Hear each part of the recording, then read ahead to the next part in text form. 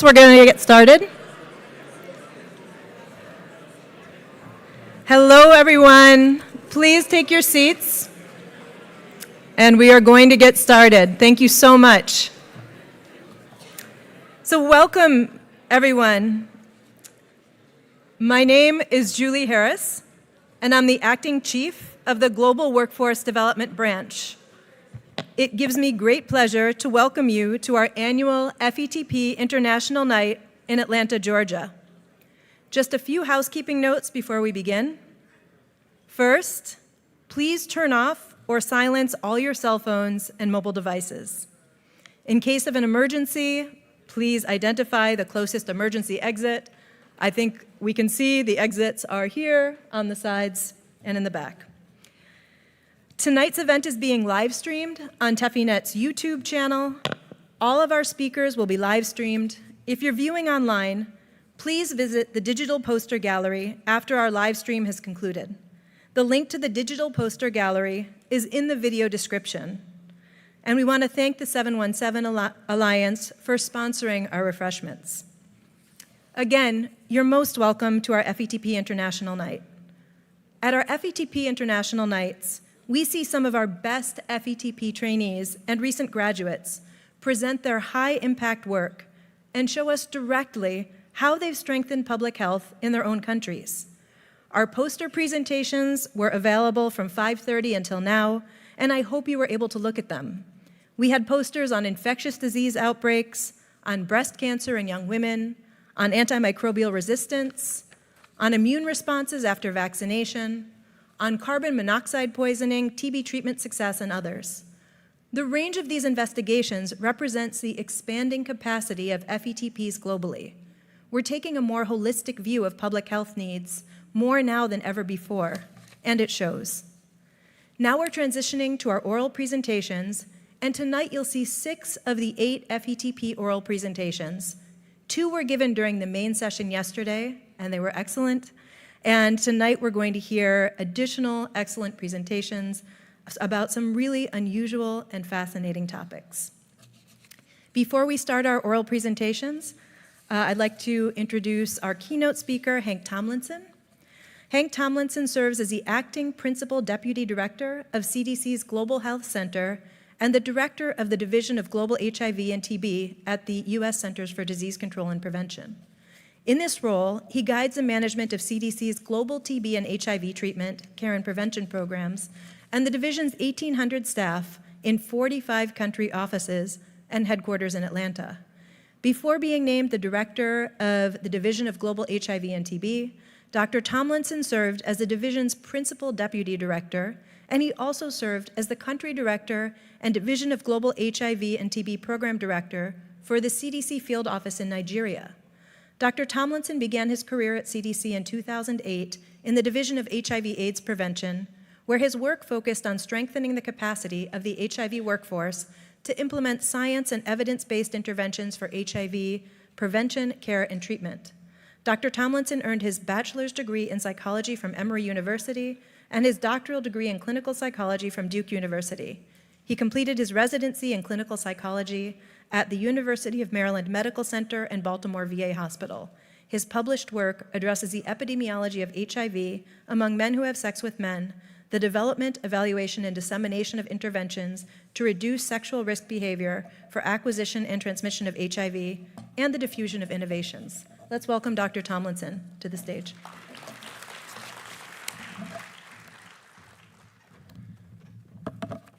Thanks. That was a lot, and I'm sorry for that. I'm just Hank from CDC. I'm also not Nirav Shah, so your program is slightly updated from what was printed.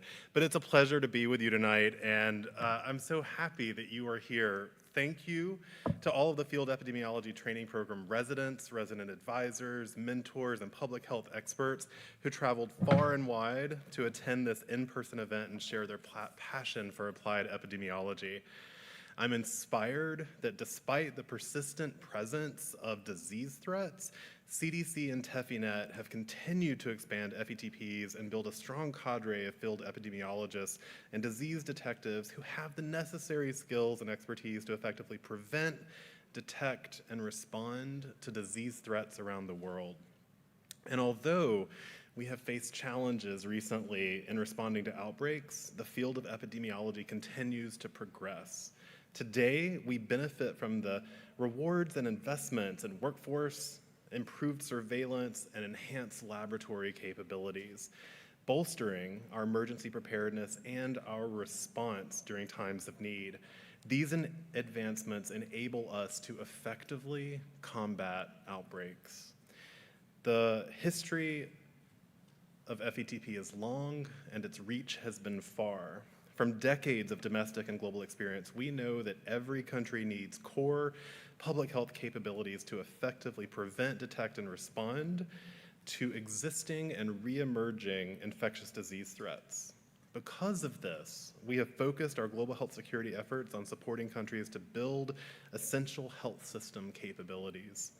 FETP strengthens public health systems globally by making sure that individuals have the essential skills to serve their communities in identifying the origins of diseases and tracking the spread of those diseases and implementing effective containment measures. The effectiveness of the FETP training model lies in its comprehensive approach, which addresses workforce development across all levels of the public health systems, emphasizes hands-on learning, and is customized to address the needs of each country's workforce.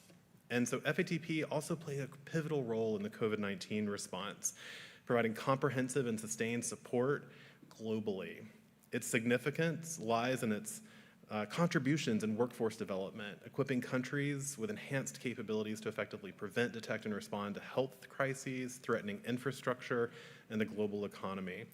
Because of the reach of our staff and our contributions, FETP's significance has been demonstrated with its epidemiological contributions, reaching much farther during this crisis than might have been expected. I want to take a moment to acknowledge the profound impact of FETP, which has seen remarkable growth since its inception in 1980.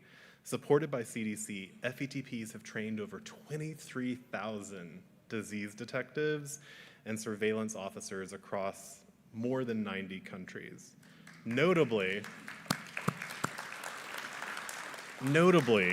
since 2005, these FETPs have actively contributed to over 5,500 outbreak and public health emergency responses. In the face of current health crises like COVID-19, Ebola, and Mpox, FETP residents and graduates play a crucial role. Their expertise in epidemiologic investigations, rapid data collection, and meticulous analysis and effective dissemination of information strengthens national responses in such crises. Moreover, FETP residents can serve as an invaluable asset in their country's effort to meet 717 targets.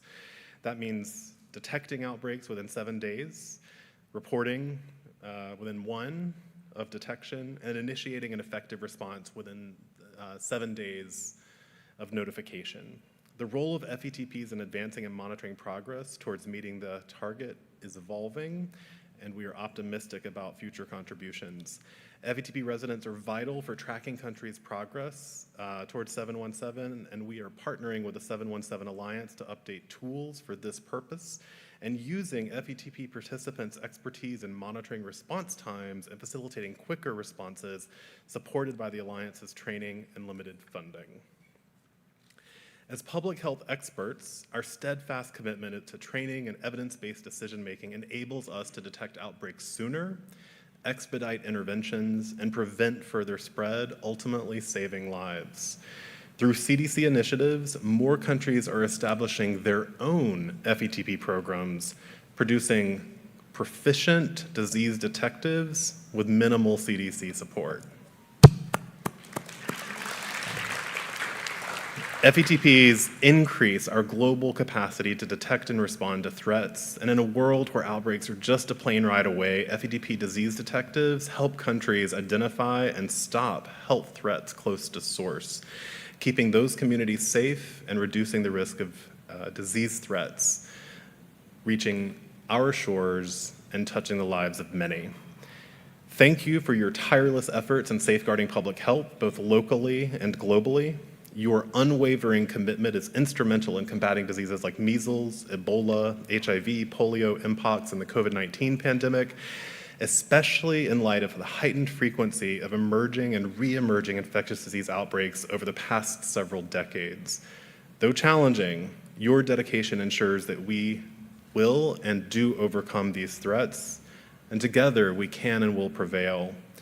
We are thankful for the opportunity together and highlight the valuable contributions of FETP residents and graduates in protecting communities worldwide against various diseases. Thank you.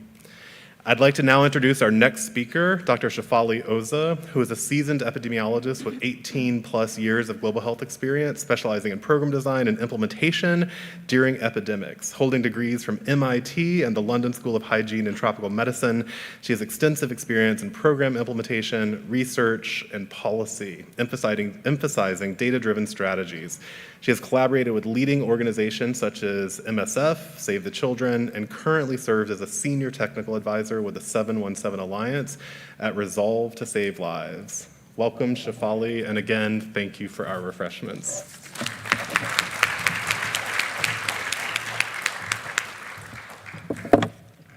Thank you, Hank. So this may be an unusual way to start, but I almost didn't come today. Last week, I lost a very close family member, and I'm still feeling quite raw. But then I thought, this is what we show up for every day in our work, right? To prevent deaths, to improve systems so that there are fewer empty chairs around the dinner table. My family member's death may have been prevented if everything had worked a bit faster and a bit better. So I wanted to show up today, and I want to share with you for a few minutes an approach that resonates with me for making disease control faster and better, for saving lives. It's called 717. It's what Hank just mentioned, and I'll go into it. But first, let me tell you what drew me to it. I've been involved with different types of outbreaks for years, from TB, HIV, and polio to cholera, Ebola, and COVID. And every time I've noticed three things. One, that speed matters. Two, that prioritizing actions and lessons for impact matters. And three, that continuous improvement matters. These observations are what drew me to the 717 target, because these are what 717 is about. Okay. So first, speed. We know that speed really matters for infectious diseases because they grow exponentially. The legend of the chess inventor, the rice grains, and the king, which will make a fun little Googling session for you tonight if you don't already know it, illustrates just how quickly exponential growth can overwhelm everything. The faster we are, especially in those precious early days of an outbreak, the better our chances are for containing the outbreak and for saving lives. So the 717 target focuses on assessing speed or timeliness for three core intervals relevant to outbreak control during the early phase of an outbreak, from when the outbreak starts to when key response actions are taken. The goal is to have 7 or fewer days from outbreak emergence to detection, 1 or fewer days from detection to notification of public health authorities, and 7 or fewer days from notification to conducting key response activities. Being fast on 1 or 2 of these often isn't enough to control an outbreak quickly. You need all 3. And that's why 717 unifies these 3 intervals under one target. Meeting the 717 target means you are fast on detection, notification, and early response. Now, we're at an EPI conference. I'm an EPI. Many or most of you are EPIs. You probably want to get into the nitty-gritty of these definitions, right? Alas, not tonight. And not because I'm low on time, which I am, but because the heart of 717 is not these metrics. They're important, but they're just the first step.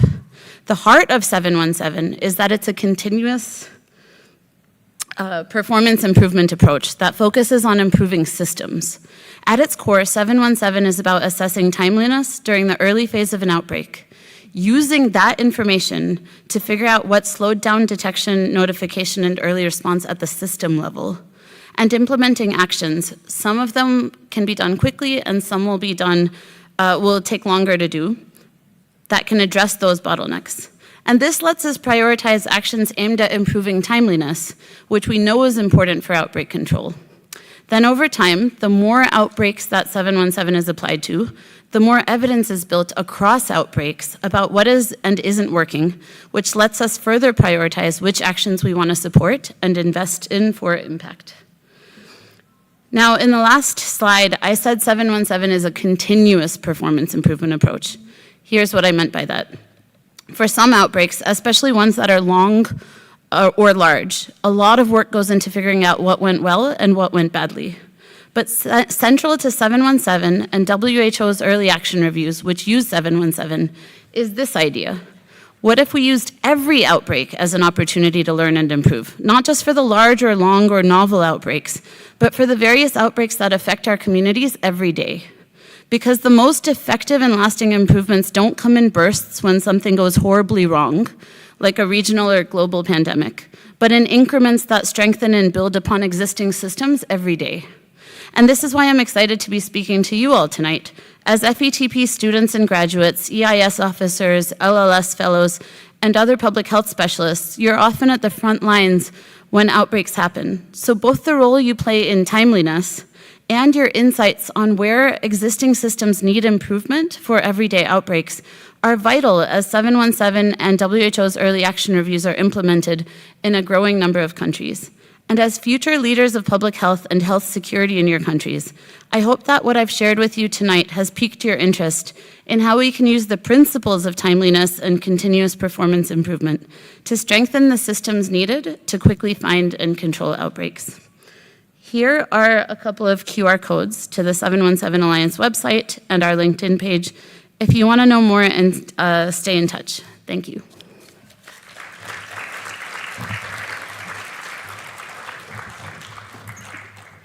Thank you so much, Dr. Shefali. We are very glad you could be here with us tonight. And I think 717 is a topic of interest to many, many people. The idea of continuous quality improvement is one that we all strive towards, and I appreciate your bringing it up again tonight. So now we're going to move on to the main show, which is our oral presenters. We have 6 oral presenters. That is Danny Kabwe from Zambia, Tendai Munetsi from Zimbabwe, Grace Okansi from Ghana, Marwel Abdeshafi from Egypt, Paul Kibati from Kenya, and Ken Palmares from the Philippines. Each presenter will have a maximum of 10 minutes to present, and then we will have 8 minutes for comments and audience Q&A. For the questioners, we'll ask you to limit yourself to 1 question, please. And when you ask your question, please ask it slowly and clearly, understanding that English is not the first language for all of our presenters. Now I'm going to invite Danny Kabwe to talk about excess mortality in Zambia. Danny, you're welcome.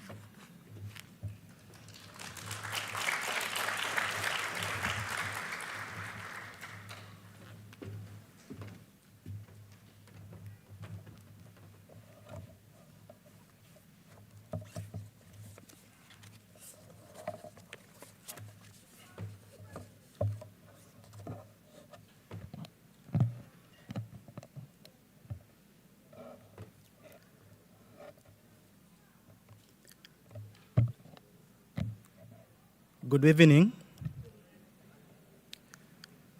Since December 8th, 2019, there has been over 770 million confirmed COVID-19 cases and more than 6 million deaths globally. Zambia, located in the southern Africa, has recorded over 349,000 confirmed cases and over 4,000 deaths. The deaths and cases are, however, likely to be an underestimate, given limited in testing capacity, asymptomatic infections, and indeed clinically ill patients who may not have come to the attention of the health system.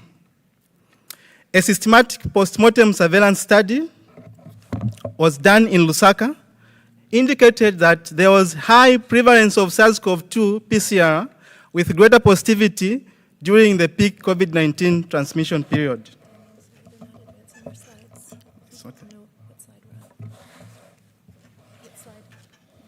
We're on slide 2 now? Yes. Yeah.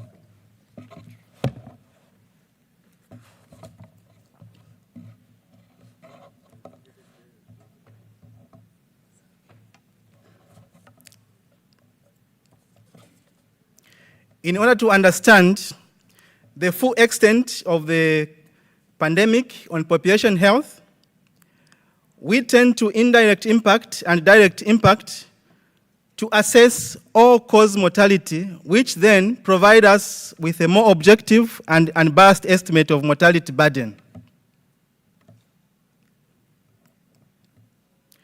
We sought to estimate all excess mortality and the incident rate ratios during the COVID-19 pandemic. Specifically, we estimated all excess mortality by comparing expected and observed deaths. And secondly, we compared the mortality incident rates to estimate the relative change likely attributable to COVID-19. We implemented a quasi-experimental study. This was a secondary data analysis by possibly selected 12 districts in Zambia, as shown on the map.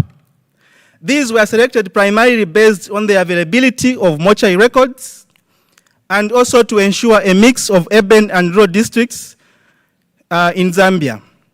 These districts combined were home to over 6.8 million people.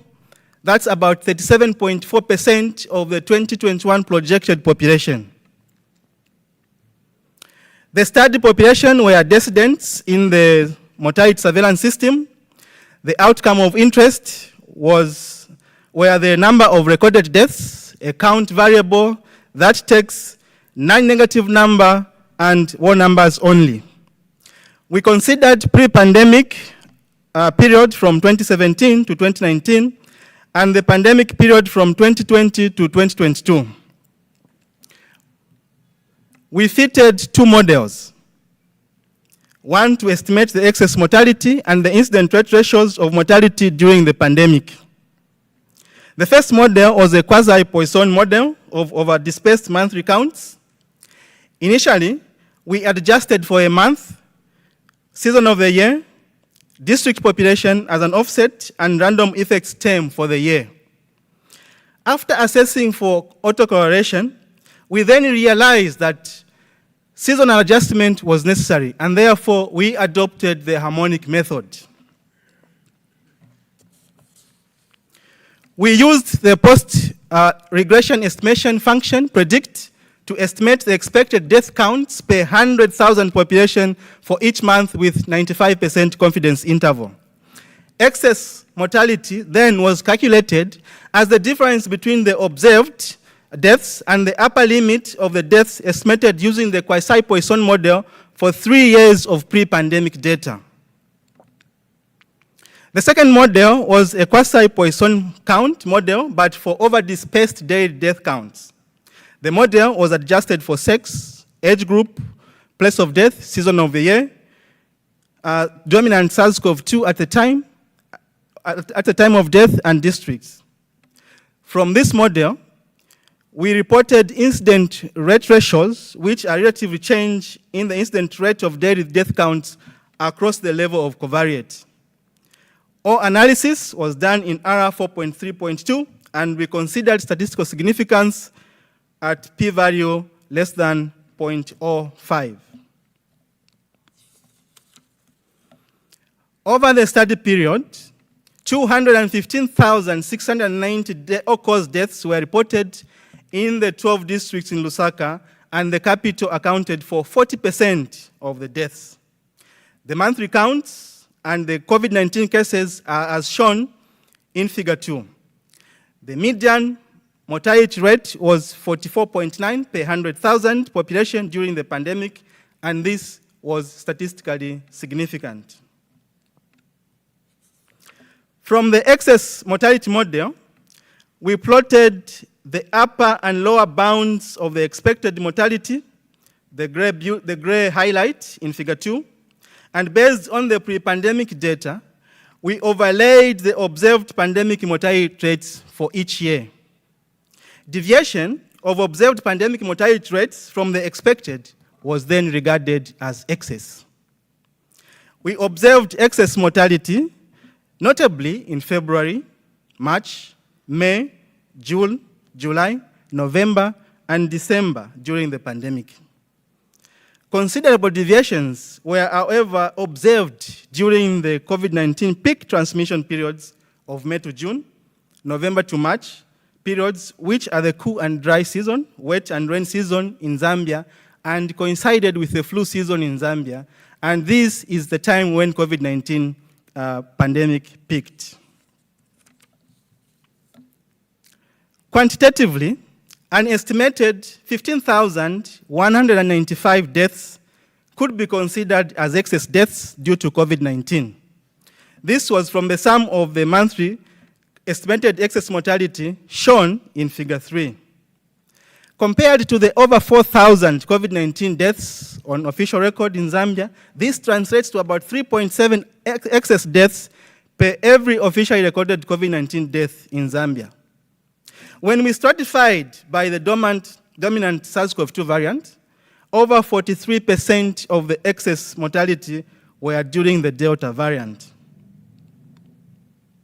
From the incident rate ratio model, we noted there was a 25% increased incidence of deaths in people aged above 60 years, a 4% increased incidence in the community compared to health facility deaths, and a 10% increased incidence of death during the cool and dry season. Similarly, there was a 14%, 11%, 1% increase incidence of death during the Beta, Delta, and Omicron variant, respectively, compared to the Alpha variant. Across the districts, Lusaka had over twice the incidence of deaths compared to Mongu, while cities such as Ndola, Kitwe had about 1/4 more incidence of deaths. In summary, we noted significant differences in mortality rates during the COVID-19 pandemic compared to the expected generated counts generated using pre-pandemic death counts. Excess mortality was observed in particular months, which actually coincided with when COVID-19 cases peaked, which likely points to the effect of pandemic on mortality. During the pandemic, there was an increased incidence of deaths in those aged 60 years and above, a non-risk factor for COVID-19 death. Among community deaths, which may have been caused by missed or delayed care, reduced health and social care, and psychological care, or economic consequences. And in districts such as Ndola, Kitwe, these are the major cities in Zambia. All this brings to the fore a broad-reaching implications of the pandemic, which may extend beyond the immediate effects recorded via official COVID-19 deaths. There were, however, months with lower mortality rates than expected, which may be attributable to the success of public health interventions. The findings of the excess mortality study have led to the development of a robust sample registration system, which requires continuous monitoring beyond the 12 districts in our study. An FETP resident or area led this investigation has been hired to coordinate the SRS implementation. Similarly, we have implemented the excess mortality model from this study to understand why certain provinces in the current outbreak in Zambia for cholera, which is the largest ever recorded, had unusual numbers recorded in the current outbreak. Our analysis is, however, subject to limitation. Firstly, our analysis was confined in only 12 of the 116 districts in Zambia, and therefore this could not overcome self-serving bias. This means that our results may lean toward districts with comparatively well-established health infrastructure and superior mortality data collection practices. The study did not include deaths that occurred outside the health facilities and not officially recorded. So recognizing this limitation, it is essential to suggest that our findings may not encompass the broader national picture, that excess mortality may then be different as estimated. These are the references, and we wish to acknowledge the following institutions for their contribution to their work. Thank you very much.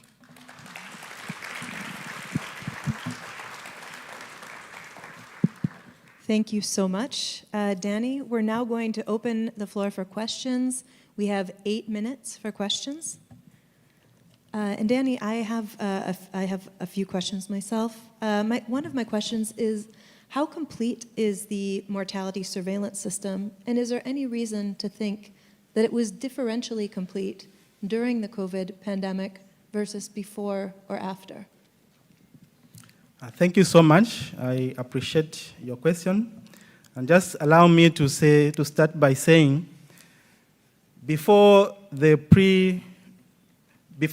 pandemic, only the 12 out of the 116 districts had available mortuary records, and therefore this is why we enlisted them in the study.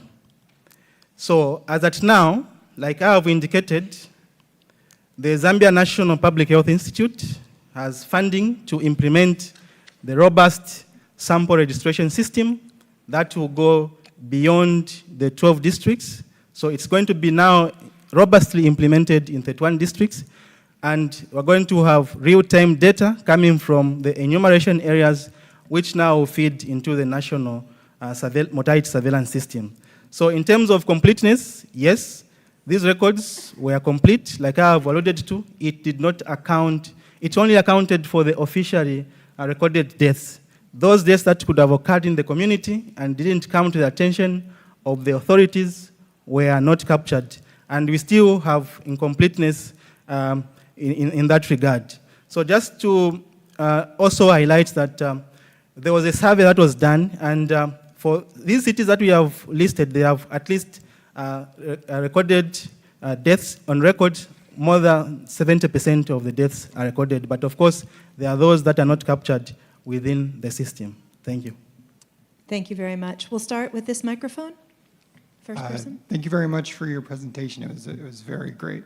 I was just wondering, how much could external factors have influenced the overall baseline mortality rates, like the cholera outbreak in 2017 in Lusaka, or the East Africa food insecurity from locusts in 2020, and yeah. Thank you so much. Yes, our study, we were estimating excess all-cause mortality, and the estimation from the Poisson regression was based on the pre-pandemic data. So yes, external factors influenced and they were accounted for. And even when we have done excess mortality for other public health problems, we observe that whenever we have a public health emergency, like in the last cholera outbreak, we saw a skyrocketing in terms of the number of deaths that are recorded within the particular districts. Thank you. Thank you. Seymour, on this side. I'm well known. Seymour Williams, FETP EAS class of 96. Nice job, Danny. What about vaccine? Did you account for vaccine? Was vaccine used in Zambia during any of that test period? And that would cause an underestimate of the deaths if you didn't have vaccine? Thank you so much for your question.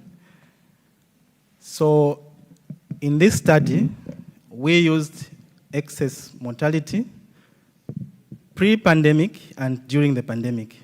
But of course, in Zambia, we implemented the COVID-19 vaccination during the pandemic.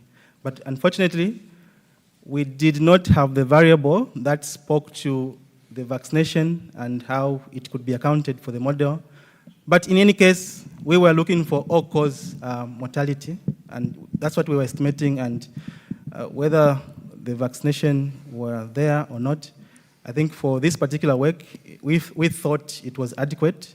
But yeah, it's something that we plan to do. As you look to our manuscript, we want to go further and see in the data set how much we can account for the variables that relate to the COVID-19 vaccination by also employing the time series. Then we can just compare the two between this Poisson regression, the quasi that we used, and also the time series, because the data that we have is typically a time series data set. Thank you. Thank you. Thank We'll you. take someone from this microphone. Yeah, this is Ishan from Pakistan. So I just want to know how you have defined the excess mortality, because you were in the start of your presentation, you were telling that you have 4,000 deaths due to COVID, and for excess mortality, you have 15,000 deaths. So these deaths simply can be attributed, 4,000 deaths can be attributed, due to COVID. So I just want to know that how you have defined that excess mortality. And the very small question, how you have calculated that incident rate ratio on the retrospective data? Can you please elaborate that? Thank you. Okay, thank you so much. So how we calculated excess mortality, like I've defined in the presentation, is to use the Poisson regression, feeding it the pre-pandemic data, and then it calculates for us what we could expect. So we have the lower and upper limit of what is expected, and then we have what we observed during the pandemic. So the difference between the upper limit and what was observed was then regarded as excess. So this data was a longitudinal data. To just answer the second part of your question, this was longitudinal data, and it was collected from 2020 to 2022, so it's not basically retrospective. And the output, a typical output for the Poisson regression, and in this case, the quasi-Poisson regression, gives us the incident rate ratios by comparing the two groups. Thank you. Thank you. Thank you very much. I am Dr. Wasif Malik from Pakistan, linked with Pakistan FETP. I have a question. That you adjusted your data for the age and the area and for the thing. Have you adjusted it for the comorbidities also? And secondly, the excess mortality, you're saying that is linked with the COVID. How you get assured or confirmed that it's linked with the COVID and not linked with any other disease rise or outbreak? Thank you. Thank you so much. I appreciate your question. I think I'm going to just add, from the previous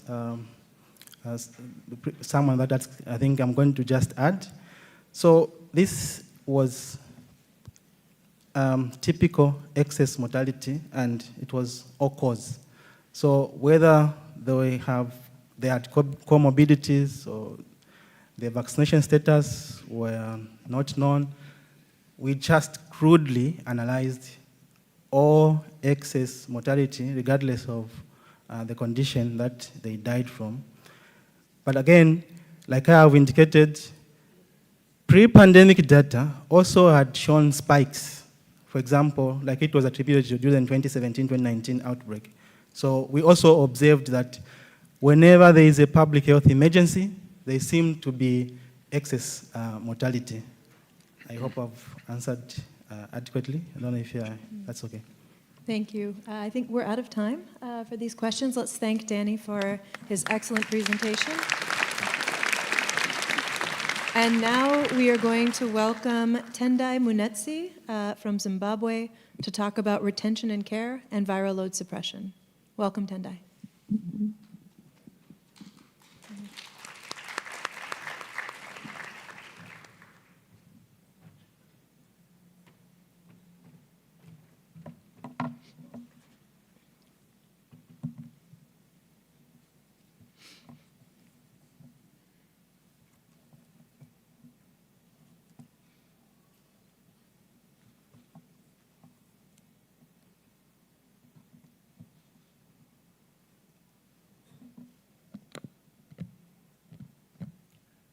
Good evening.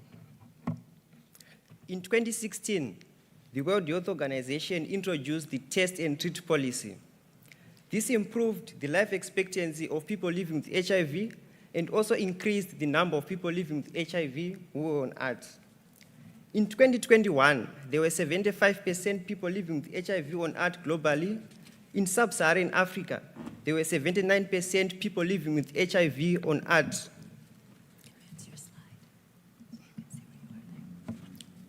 And in Zimbabwe, 91% of people living with HIV were on ART. As a result of this increase, healthcare systems that were already under pressure with limited human and financial resources have had to re-examine how HIV treatment is delivered. In order to reach targets set for Sustainable Development Goal 3.3, which aims to end the AIDS epidemic by 2030, differentiated service delivery models were introduced to improve health systems efficiency. Differentiated HIV treatment is a component of DSD models that focuses on client-centered delivery of antiretroviral therapy. There is an eligibility criteria to be enrolled in the DSD models, which include having a suppressed viral load, being on ART for at least 6 months, and having no opportunistic infections. In Zimbabwe, we are implementing these DSD models, and in our study, we focused on the DSD models which are in the top row, which are the FAGs, the CAGs, and the diaspora models, and I will take you through the models. The family art review groups are community-based group models where one member of the family collects medication for other family members that are living together who are also on art. The viral load testing is done annually as a group.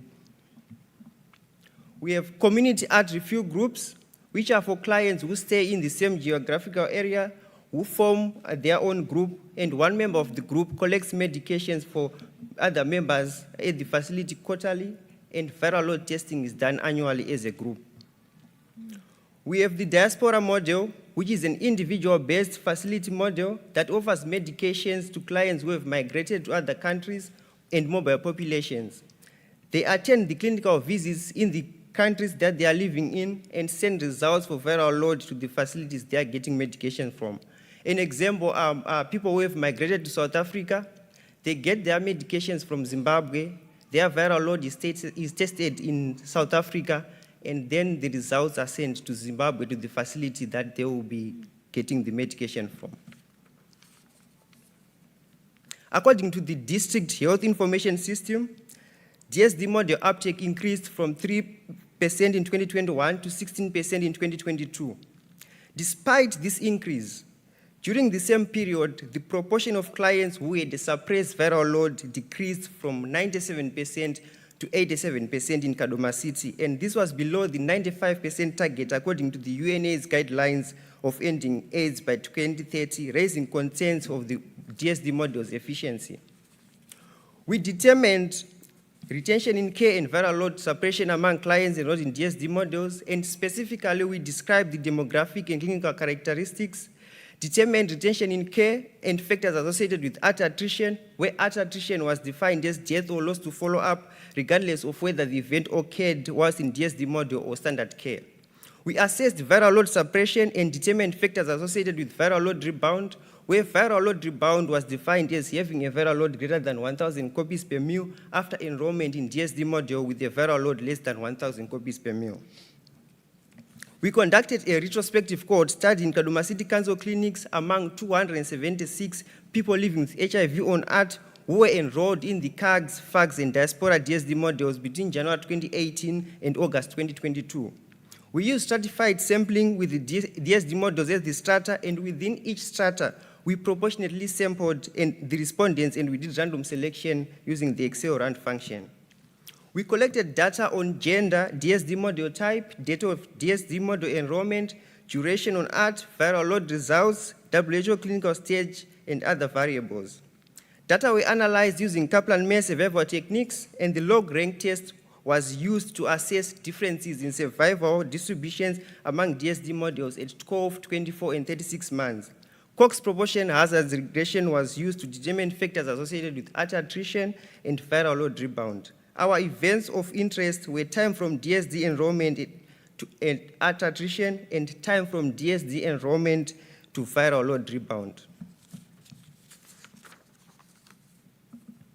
A total of 276 respondents were enrolled into the study as follows: 99 in the CAGs, 153 in the FAGs, and 24 in the diaspora model.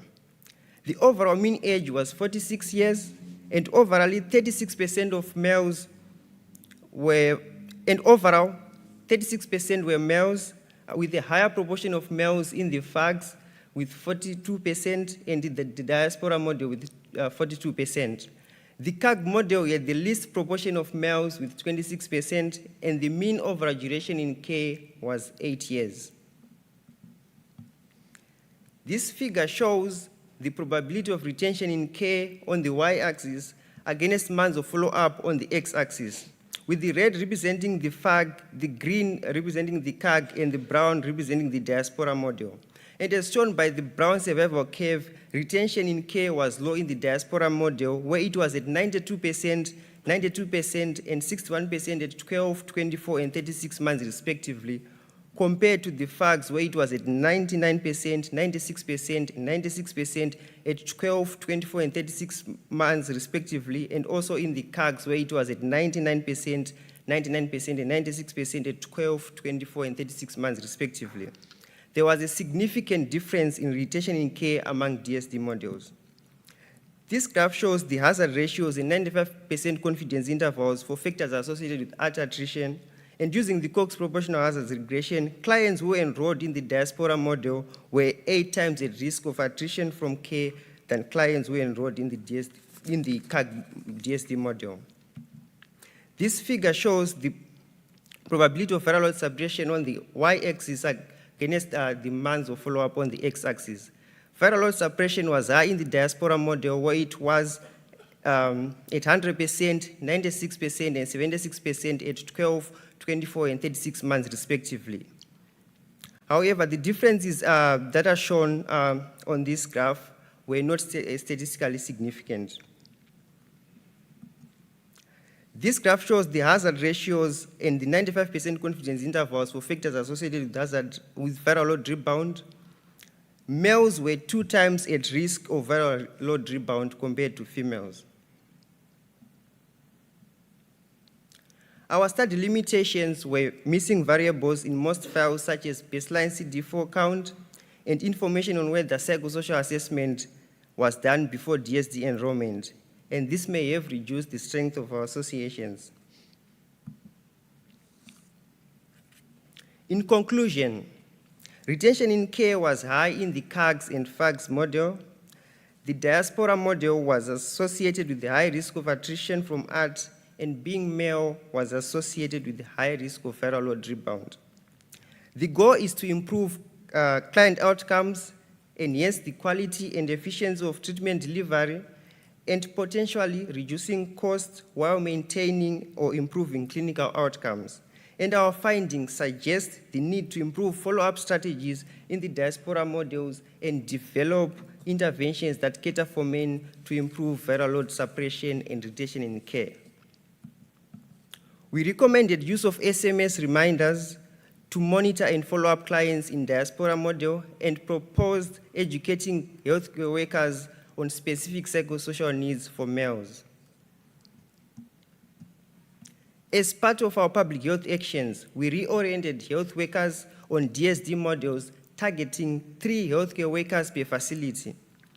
The reorientation program focused on psychosocial support, DSD model admission criteria, and follow-up of clients in DSD models. We distributed 12 operation and service delivery manuals to 6 facilities in Kadoma City, and we distributed 18 job aids, 18 standard operating procedures on DSD models to all 6 facilities in Kadoma City. We would like to acknowledge the following institutions. These are some of our references. Thank you.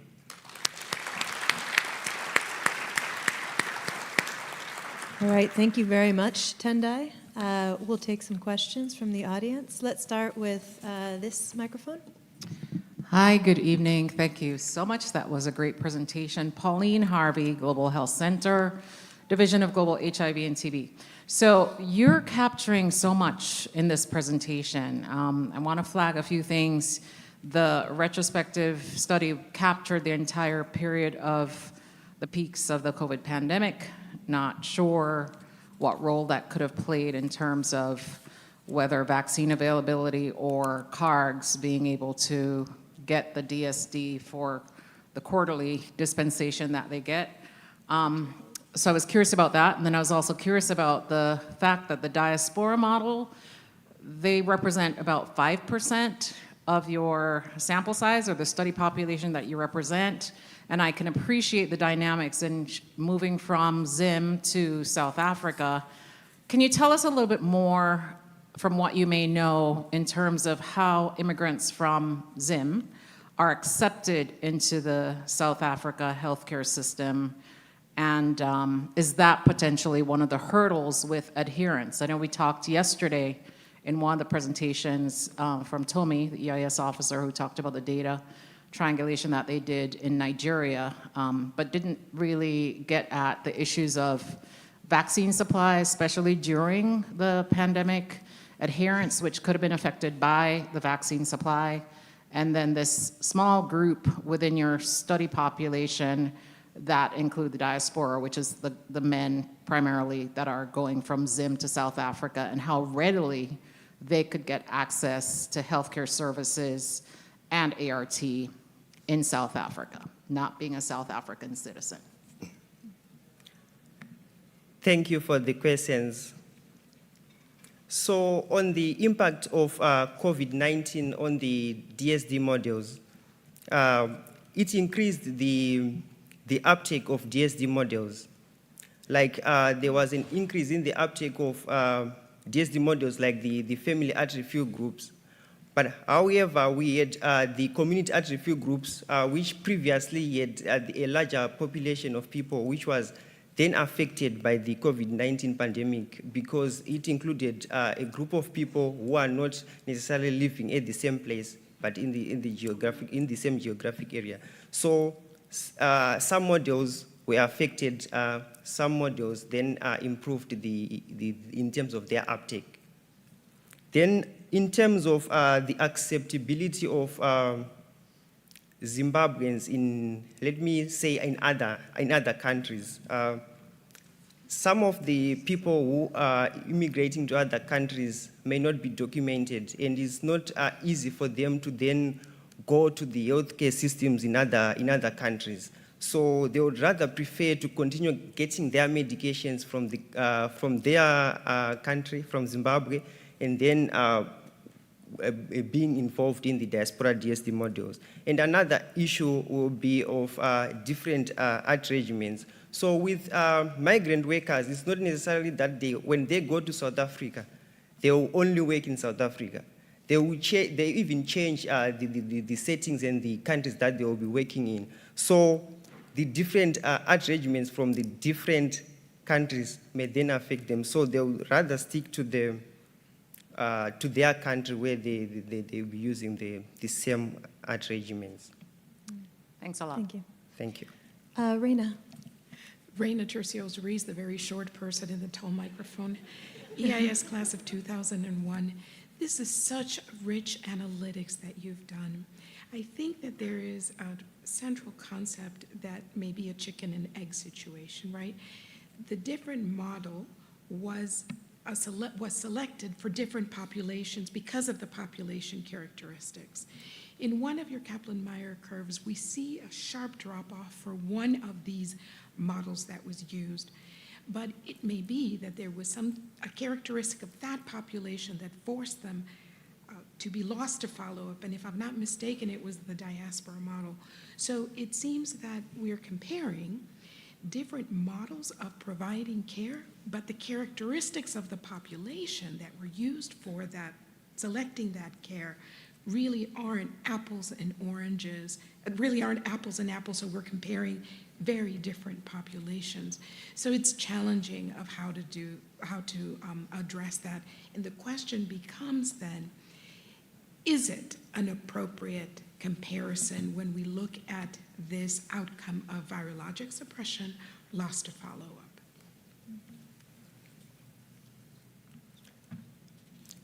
Thank you for the question. So in our study, our central concept was on the client-centered approach of the DSD models.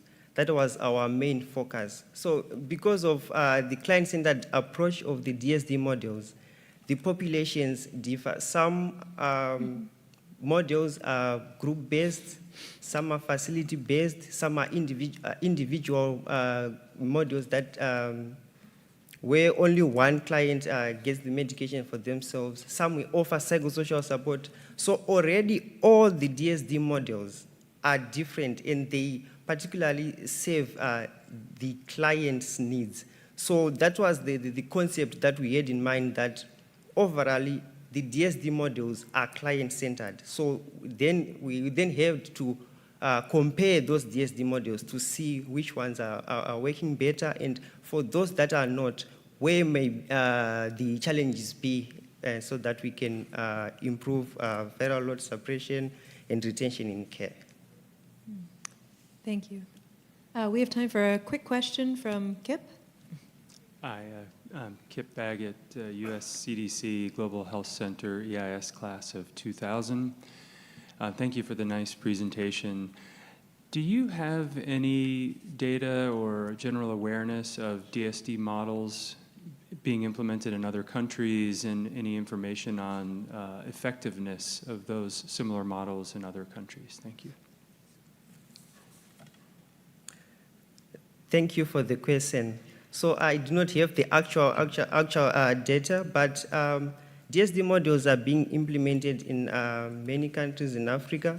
For example, in South Africa, they do have the DSD models, but because they are client-centered, they differ with the population, they differ with the area that they are being implemented. For example, the diaspora model is something that's more common in the Zimbabwean context. So the only thing that's very common among the DSD models across the countries is the fact that some are facility-based, some are community-based, some are group-based, and some are led by the clients and some are led by the clinicians. So it is within those 4 areas that the countries are building their DSD models on. But in terms of the outcomes for the DSD models have been good in terms of viral load suppression and retention in care, although they then differ with the models within the DSDs in the countries. Thank you. Thank you very much. I think we're out of time for questions, but let's thank Tendai for an excellent presentation. Well done. Our next presenter will be Grace Okansi, who will talk about predictors of survival among cervical cancer patients receiving treatment at the National Radiotherapy, Oncology, and Nuclear Medicine Center in Korle-Bu Teaching Hospital in Ghana. Welcome.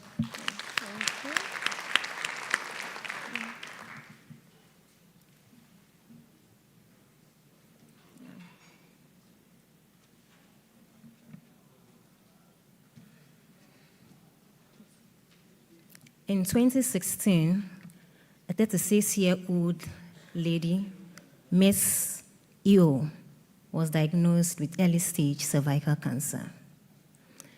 She's a single mother, hardworking mother of 3 children, 9, 6, and 3 years.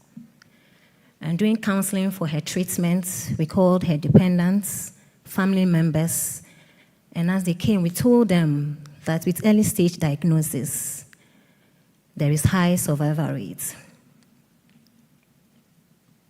However, after treating her,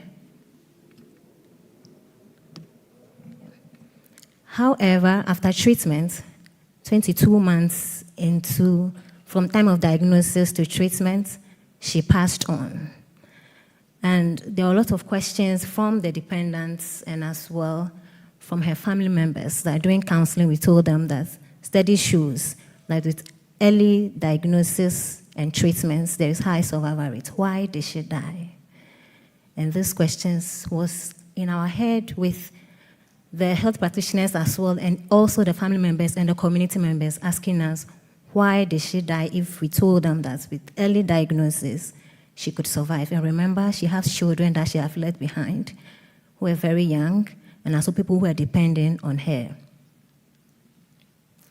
This led to our study.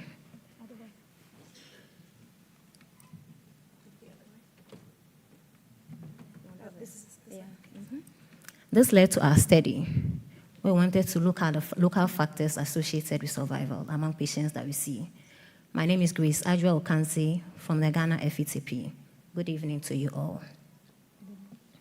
Globally, there are more than 600,000 people diagnosed with cervical cancer, and of which about 300,000 of them died. That's about 50% of them dying. And it's of interest to note that 80% of such deaths occur in low and middle income countries, of which Ghana is part. The average 5-year survival rate is a proportion of women who lived beyond 5 years when diagnosed with cervical cancer. And globally, for every 10 women diagnosed with cervical cancer, about 7 of them lived. And in sub-Saharan Africa and Ghana, where the study was done, for every 10 women diagnosed, 3 of them lived beyond 5 years. Currently, as a country, there is no national population-based cervical cancer screening program ongoing. There is no national human papillomavirus vaccination ongoing. There is no surveillance system to early detect and track cases for us to early diagnose them and treat them. And with anything pertaining to screening, diagnosis, and treatment of cervical cancer is out of pocket for the women. So we sought out to estimate the overall 5-year survival rate to determine the socio-demographic, clinical, pathological factors associated with survival, and also to determine the association between treatment intent and survival. Ghana is in West Africa, and on the right of this, you can see the center where this study was done. It's the largest referral center in Ghana, and it served the sub-region as well. So we sought out, after obtaining ethical approval from the Ethical Review Committee of the Kolebu Teaching Hospital, we recruited research assistants, trained them on the data extraction tool to collect the variables that we're interested in. It's a retrospective cohort study, and to be included into the study, you should have been diagnosed of cervical cancer, that histologically confirmation, and also you should have received treatment at the center. We did descriptive analysis with categorical variables. We look at their frequencies and proportions. With continuous variables, we did a median and the interquartile range. And you can see that this data is a time to event data. So the main analysis done was the survival analysis. And the event of interest here was death. And census is an important issue in survival analysis. So census was assumed to be non-informative, and it's also assumed to be random. And census was thus effected for those who were lost to follow-up, those who did not die before the study ended, and those who died from other causes. For us to be able to estimate the survival proportion, we use the Kaplan-Meier product method to see if there is any difference in survival experience between the various groups of the variables that we're interested in. We use the long-run test of equality, which is the chi-square distribution. And to see if there was for us to be able to estimate the hazard rate and also determine the predictors of survival, we use a cost-proportional hazard regression model. And our level of significance was pegged at 5%. Status version 14 was used for the analysis. Out of 15,000 patients that were seen over the period, about 57% of them met the inclusion criteria. The median age at diagnosis was 56 years, and then Kwaitaki was at 17 years. About 60% of our study population had more than 3 children. About 40% of them were unemployed, and during the period, 42% of them died. This slide shows the bar chart. You can see showing the proportion of cases on the y-axis and the stage at diagnosis on the x-axis. Majority of our patients, about 65% of them were diagnosed at stage 3 and stage 4. And for those diagnosed at stage 4, about 65% of them died compared to the different stages. So for us to be able to estimate the survival proportion, you can say the survival proportion is shown on the y-axis and the follow-up time on the x-axis. The median survival time is 36 months, and also the overall survival rate for the 5-year period was 37%. This graph is just showing the different survival for the various categories of stage at diagnosis, from stage 1 to stage 4. And 7 out of every 10 person diagnosed at stage 1 live beyond 5 years. And you can see that it's reduced as you go on to stage 4. This table shows for us to be able to identify the factors associated with survival and also calculate the hazard rates.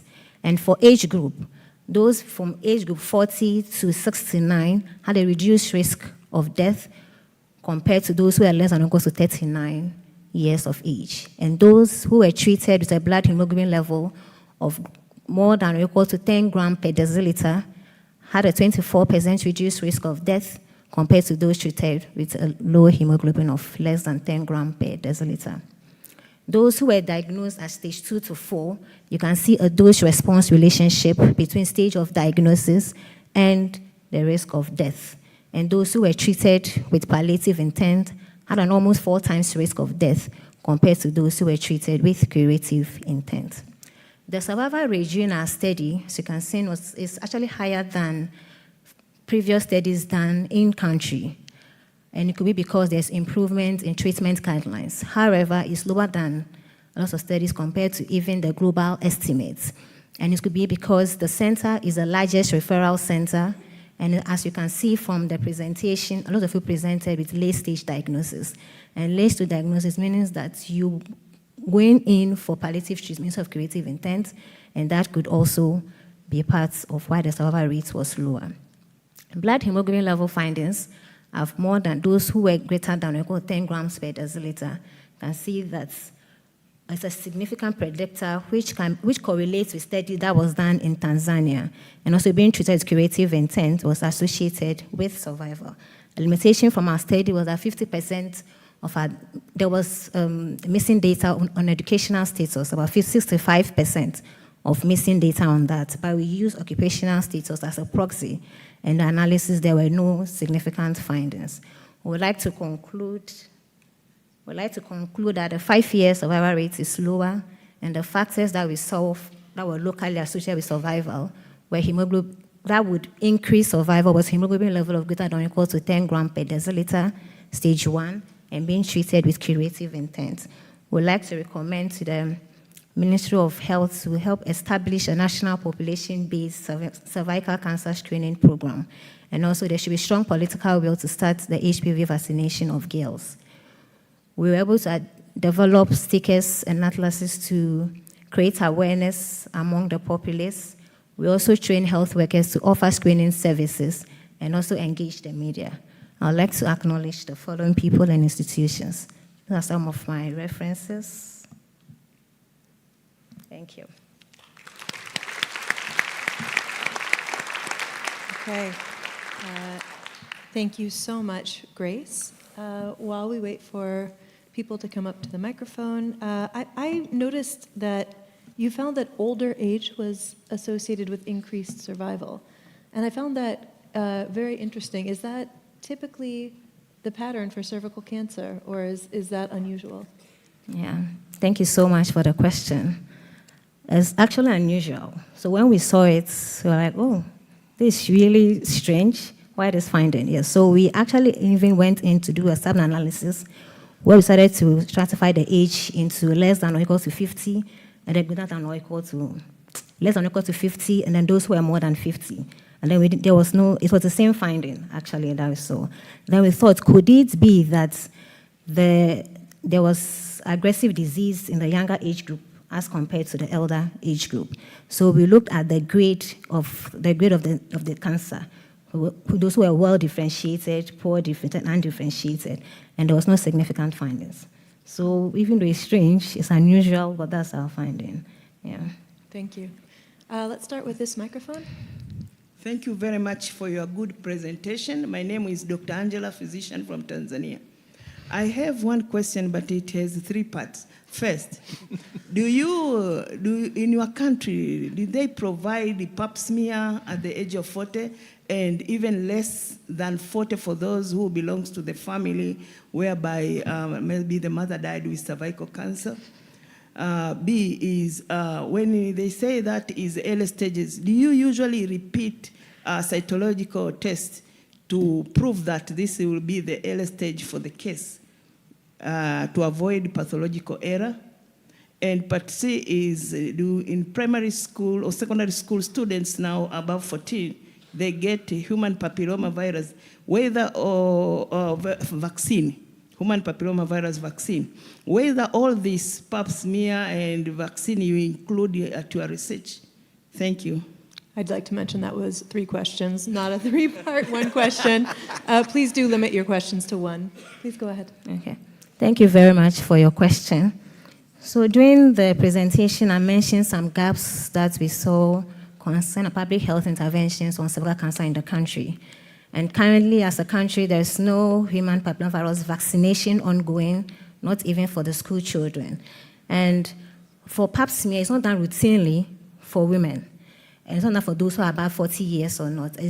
We have the opportunistic form of screening in Ghana, where when you go to a health facility and the health worker, after saying your symptoms, the person will say, go and do this screening. Or you being aware of the symptoms that you have, you would want to opt for a screening to be done. But there's no nationally based screening program ongoing. And yes, for the staging of disease, the center that this study was done is a top-notch center with great physicians, with great radio oncologists. When we say we are diagnosed with an early stage disease, we use a FIGO staging for diagnosis. So it's both clinical and also radiological form of diagnosis. And then we follow the staging criteria as done. So even when you diagnose at the periphery hospital with a stage, when you come to the facility, we repeat the test and then restage you before decision is made. And for any decision that has been made, there's a multidisciplinary team that sits down and that includes all the sectors. And then we discuss patient by patient what care should be given to that person. Thank you. Great. We'll take from this side. Hi, Lee Hampton from the Global Health Center Division of Global Health Protection, EIS class of 2009. Thank you very much for the very interesting presentations, really well done. I was wondering if you could maybe speak to lead time bias and how you tried to address that in your analysis. I didn't hear that. The question is about lead time bias and how you tried to address that. Yeah. So the lead time bias is about when people they know about the disease and also the diagnosis being made for treatment. So for survival analysis, actually, I said we assumed that censoring was non-informative. So the observation period is the same, and then people can enter the study at any point in time. So that's how we addressed it with our study. All right, thank you. You're welcome. Thank you. Reina? Thank you. So a hemoglobin of 10 suggests that there is comorbid condition in this population. Can you speak to what other conditions were important in this population, including HIV? Yes. Thank you very much for your question. So we considered lots of comorbid conditions. We look at HIV/AIDS, hypertension, diabetes, people with chronic renal disease, and chronic liver disease. And with the descriptive analysis, we realized that about those who have HIV/AIDS were 2 times increased risk of death compared to the other group. So we analyzed that data as well. Thank you. This side? Yeah, thank you. My name is Ponesai, EIS class of 2023. Part of the question I wanted to ask was around the role of HIV, but just to also ask, don't you think HIV could also be responsible for the finding that younger women were more likely to die than older women, because we do know that younger women developing cervical cancer are more likely to be HIV positive and then more likely to have a more aggressive form of cervical cancer, and maybe it would have been nice to show those results stratified by HIV infection. Okay, thank you very much. We've done that, and maybe later we can discuss it. Yeah, thank you. Thank you. Thank you. This microphone, please. This is Peter from Uganda, and congratulations on your study. Now that you've completed the study, how would you answer the question of the parents and the relatives Yes. on why? Yeah. Thank you very much. I think that's a good question. So our lady was diagnosed with stage 2 disease. And from our study, we've seen that with those who are stage 1 have an increased survival rate. So now we know that as a country, we need to speak to our data We don't have to take whatever that's done from other countries to speak to them. So now I know that with early stage diagnosis, stage 1, you have a higher chance of surviving compared to those who are even diagnosed at stage 2, 3, and 4. So that's what I'll tell them. Thank you. Yes, please. Do you think that Ghana is ready for HPV vaccine introduction? Brendan Flannery from Influenza Division. Does the government have a strong immunization program for any vaccination in adolescents? Do they have public understanding of the need for vaccination for HPV or even a vaccine that prevents cancer? And is there anything that's planned to prepare for the HPV vaccine introduction? Thank you. Okay, thank you very much for your question. Yes, Ghana is ready. And in February this year, the director in charge of the EPI actually announced that we will start the HPV vaccination very soon. But how soon it is what we don't know, but it's been included as part of the child welfare records. So it means that it's almost there. We are ready.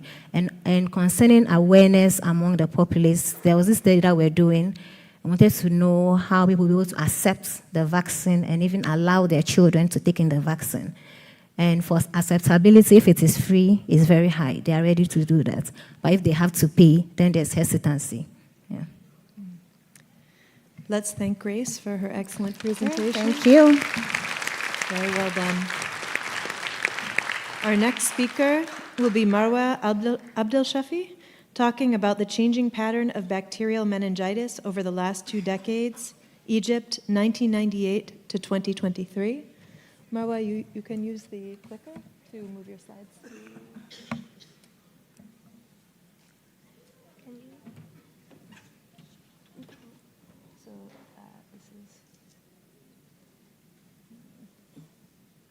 Forward and back.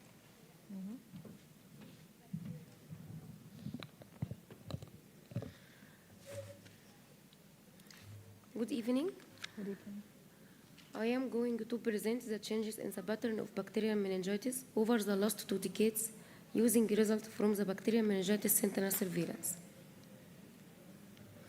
Bacterial meningitis, mostly caused by Neisseria meningitidis, Streptococcus pneumoniae, Haemophilus influenza, is a major global public health concern, particularly in low and middle income countries. Globally, the disease is estimated causes approximately 250,000 cases and 250,000 deaths each year. Early in this century, the number of bacterial meningitis cases increased from 2.5 to 2.8 million. After the rollout of conjugate vaccine, many countries reported a decline in the incidence of vaccine-preventable forms of bacterial meningitis. As a result, WHO has developed a strategy to control meningitis worldwide by 2030. Egypt is located near several countries in the African meningitis belt and is nearby to several countries that have been reported recent outbreaks of meningitis.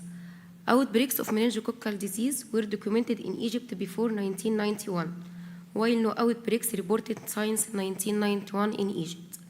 Sporadic cases can be seen at any time of the year, especially in the winter and spring months. To control bacterial meningitis in Egypt, a school-based vaccination program with the bivalent polysaccharide AC vaccine was launched in 1992. So school children receive the first dose at the age of 6, and the booster doses are administered every 5 years until the age of 16. The conjugate ACYW135 vaccine was mandatory since 2002 for all pilgrims before departure to Saudi Arabia. Hep conjugate vaccine has recently been added to the routine childhood immunization schedule, while pneumococcal vaccine has not yet been made mandatory in Egypt. Ministry of Health and Population has established a sentinel surveillance for bacterial meningitis in 1998 in 12 sites distributed all over the country. As a result of financial constraints, sentinel surveillance was interrupted after 6 years, and the disease was included on the reportable disease list of the National Electronic Disease Routine Surveillance System, which launched in 2002. Sentinel surveillance is established in 2016 to better identify the causes of meningitis and support the introduction of new conjugate vaccines. This study aims to describe the changes in the causes, epidemiology, and the severity of bacterial meningitis over time by comparing the results from the first and second surveillance phases, and try to interpret them in the light of immunization program in order to propose recommendations for disease control in Egypt. Current surveillance is conducted at 10 sentinel sites throughout Egypt as shown in this map. All patients who meet the bacterial meningitis case definition are eligible. An adult suspected case is defined as any patient with fever more than 38 degrees and at least one of the bacterial meningitis symptoms or signs. For children less than 2 years, a child with fever and bulging fontanelle, poor sucking, or irritability.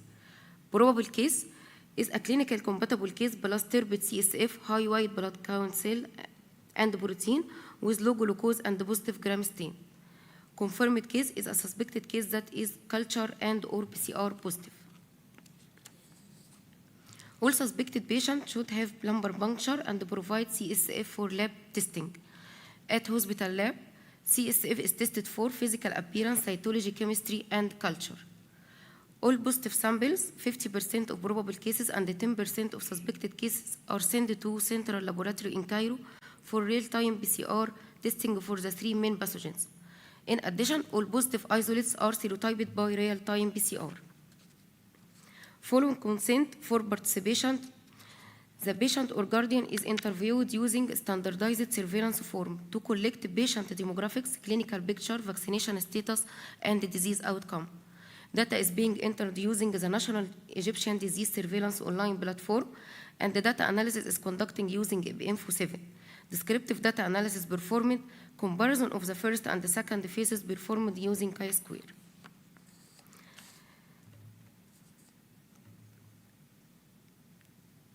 Now, I am going to present the study results. Overall, 22% were confirmed bacterial meningitis in second phase compared to 11% confirmed cases in first phase. Comparing the distribution of causative pathogens with that reported in the first phase, we found that the proportion of Streptococcus pneumoniae increased significantly by 72%, from 75% in the second phase to 45% in the second phase. While that caused by Haemophilus influenza and Neisseria meningitis decreased by 85% and 74% respectively.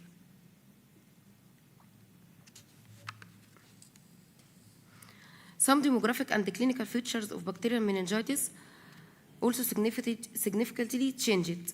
Of note, there are still significant proportion of the neurological complication and the case fatalities associated with the 3 main causes of bacterial meningitis.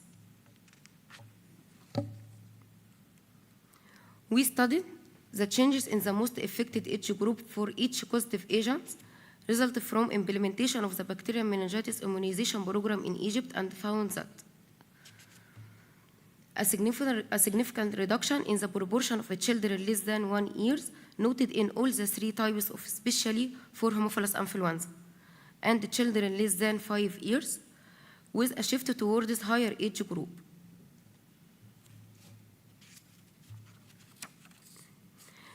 The study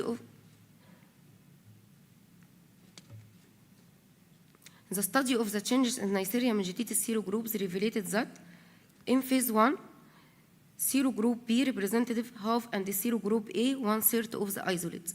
In phase 2, serogroup B dominated, accounting for 3/4, and the W135 increased to 13% of isolates, while serogroup A almost disappeared. For Haemophilus influenza, serotype B calculated for all isolates in phase 1, while in phase 2, the non-B serotype dominated, accounting for 67% of isolates.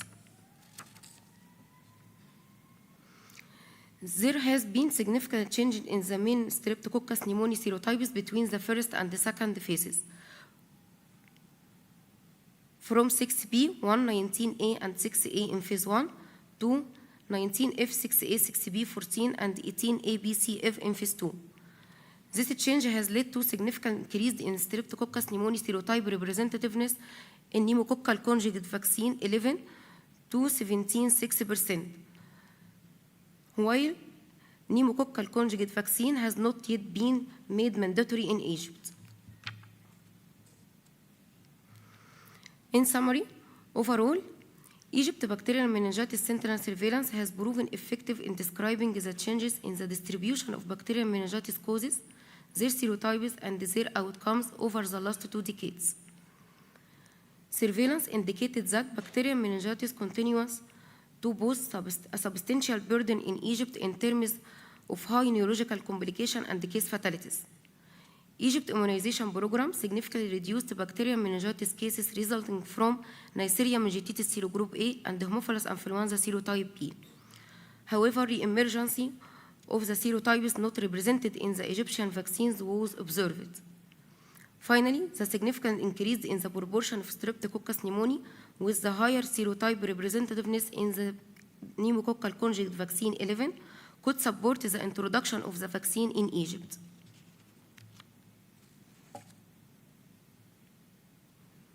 A study recommended to revise the bacterial meningitis control strategy in Egypt based on surveillance results.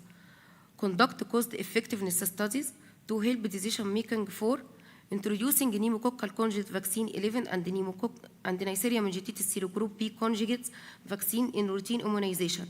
Shift to Neisseria meningitidis ACYW135 conjugate vaccine in the school-based vaccination program. Express the urgent need to design and develop effective vaccine candidates against Haemophilus influenza non-B strains.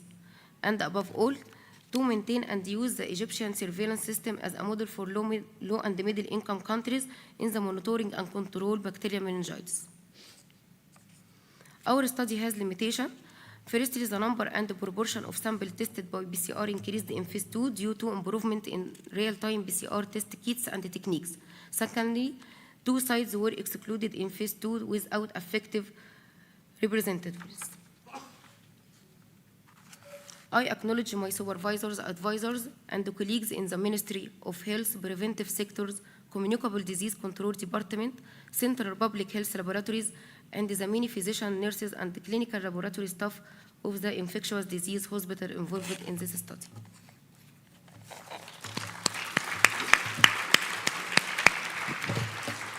Thank you so much, Marwa. Well, as we wait for questions from the audience, I have a question. So the proportions of meningitis that were caused by the strains, the serotypes targeted by the vaccines decreased. Yes. But did the actual counts decrease, or did other serotypes of meningitis come in to fill the gap that was created by the reduction in vaccine strains? Thank you for your question. Serotypes, due to implementation of the vaccines in Egypt, such as Haemophilus influenza non-B, decreased. Ministry of Health and Population implementation the vaccines from February 2014. But the non-B strains increased due to without vaccination. Streptococcus pneumoniae is still no vaccination for it in Egypt in the routine vaccination schedule. So Streptococcus pneumoniae increased its proportion by 72% from the first phase to the second phase. While Neisseria meningitidis, we have vaccine for it, 2 types of vaccine. Vaccine for the school children, polysaccharide vaccine, serotype A or C only for the school children. But for the pilgrims, we have vaccine conjugate quadrivalent. Thank you. Thank you. Let me start at this microphone. Thank you very much. I really congratulate you for this important study and very nice presentation along with the results. I have one question that you told us that there is resurgence of Neisseria meningitis group B. Have you seen whether it's due to any mutation in the organism or any shift in any particular risk factor or group of the factors in the population. So why it's resurgence over there? Have you seen anything over there? Thank you. Thank you for your question. Neisseria meningitis serogroup B has not vaccination in Egypt, so it become increased in the second phase. We have vaccination only for A and C serotype in the school children, and A, C, W135Y for the travel of Umrah or Hajj. This microphone? Yeah, thank you very much. It was a good presentation.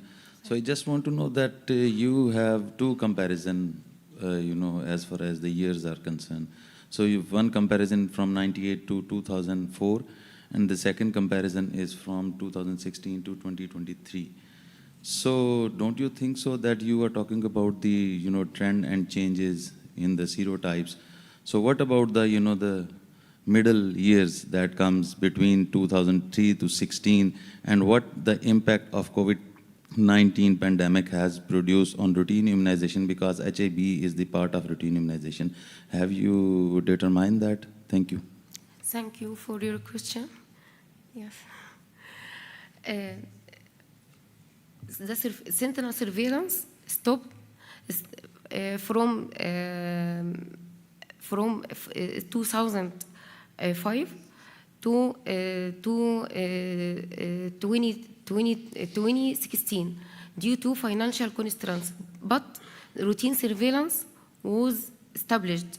Meningitis in Egypt not included in sentinel surveillance only, but in the routine surveillance. This years where meningitis included in the routine surveillance, but without serotyping. Routine surveillance can detect the type of the organism without typing this is the causative agent. But for COVID pandemic, it affected the incidence and the pattern of all of the infectious diseases, not in the meningitis only, but in the COVID meningitis, we are conducting the sentinel sites, and is the continuous sentinel sites surveillance during the COVID pandemic. COVID pandemic not affected on the continuous sentinel surveillance sites in Egypt. Thank you. We'll move to this microphone, Kip. Hi, Kip Baggett, US CDC here in Atlanta, Global Health Center.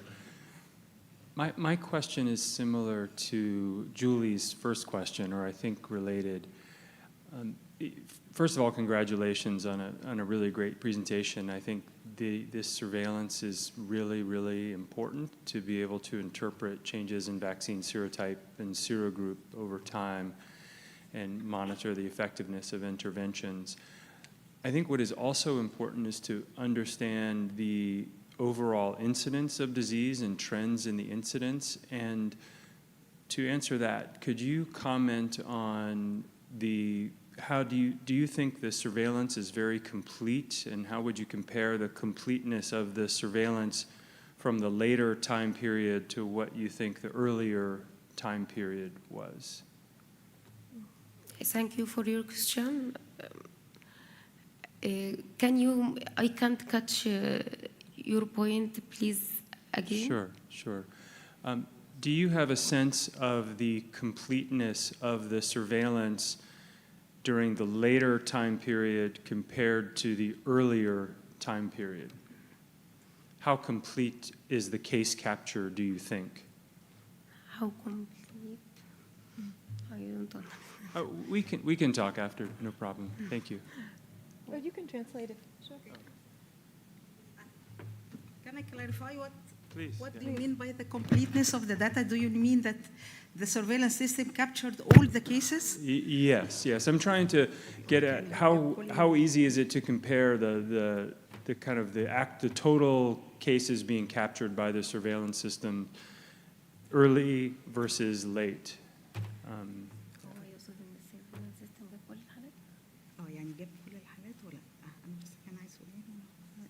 sentinel surveillance as much as I can. As much as I can, yeah. Because it representative sample.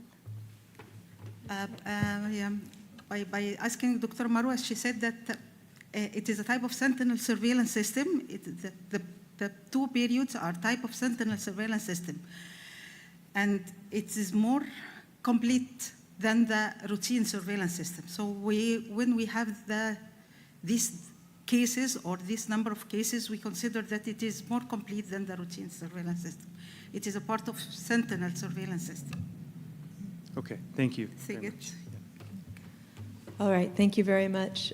We are almost out of time for questions, so I think we will thank Dr. Moa and move on to our next one. Thank you very much.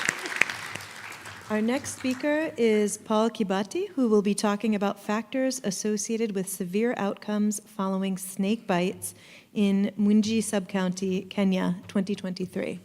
Welcome, Paul.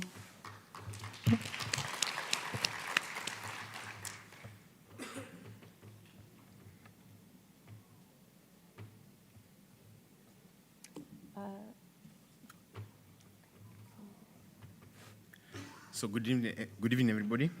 Good evening. So snake bites, the most important public health problem we've never had. This is a quote from Kofi Annan in 2016, as a campaign to include snake bites as a neglected tropical disease was being done. As a result of these concerted efforts, the following year in 2017, snake bites were included as a neglected tropical disease by the World Health Organization. The inclusion of snake bites as a neglected tropical disease led the WHO to give very ambitious targets, a 50% reduction in morbidity and mortality as a result of snake bites by the year 2030. In sub-Saharan Africa, there are about 420,000 snake bites reported every year, with about 32,000 deaths. The African continent is home to about 400 species of snake bites, 100 of which are medically important, and 30 are known to cause deaths. In Kenya, the Ministry of Health approximates that about 700 people die each year as a result of snake bites, from about 15,000 cases being reported in the health facility. Community-based surveys done showed that the country has about 13.8 per 100,000 snake bites, and in Kitui County, a community-based survey also showed that the prevalence is 25.8 per 100,000, which is much higher than the national average. However, the determinants of the morbidity and mortality as a result of these snake bites is largely unknown. And so hence, we conducted a study to be able to describe the characteristics of patients presenting with snake bites in Kitui County, Kenya, and determine the risk factors predisposing patients to severe snakebite outcomes in Kitui County. Kenya is located in East Africa, with Kitui County being the 6th largest administrative unit in the country. It is located in the southeastern part of the country, and this study was conducted between January 2018 and March 2023, with Mwingi Hospital selected purposely, as it is the largest referral hospital in the region, where snake bites are more likely to end up. Kitui County and Mwingi Central Sub-County specifically is a large and arid and semi-arid area, where the main economic activity is primarily subsistence farming. The case definition of patients presenting was patients who presented a snake bite to the facility during this period. So our outcome of interest was severe snake bites, and I will give the clinical progression and how we were able to dichotomize as severe snake bites and non-severe snake bites. So following a bite, so majority of snake bites are largely non-venomous, and clinical manifestation depends on the type of snake and the amount of venom deposited. So on your right side, what we have there is like a dry bite.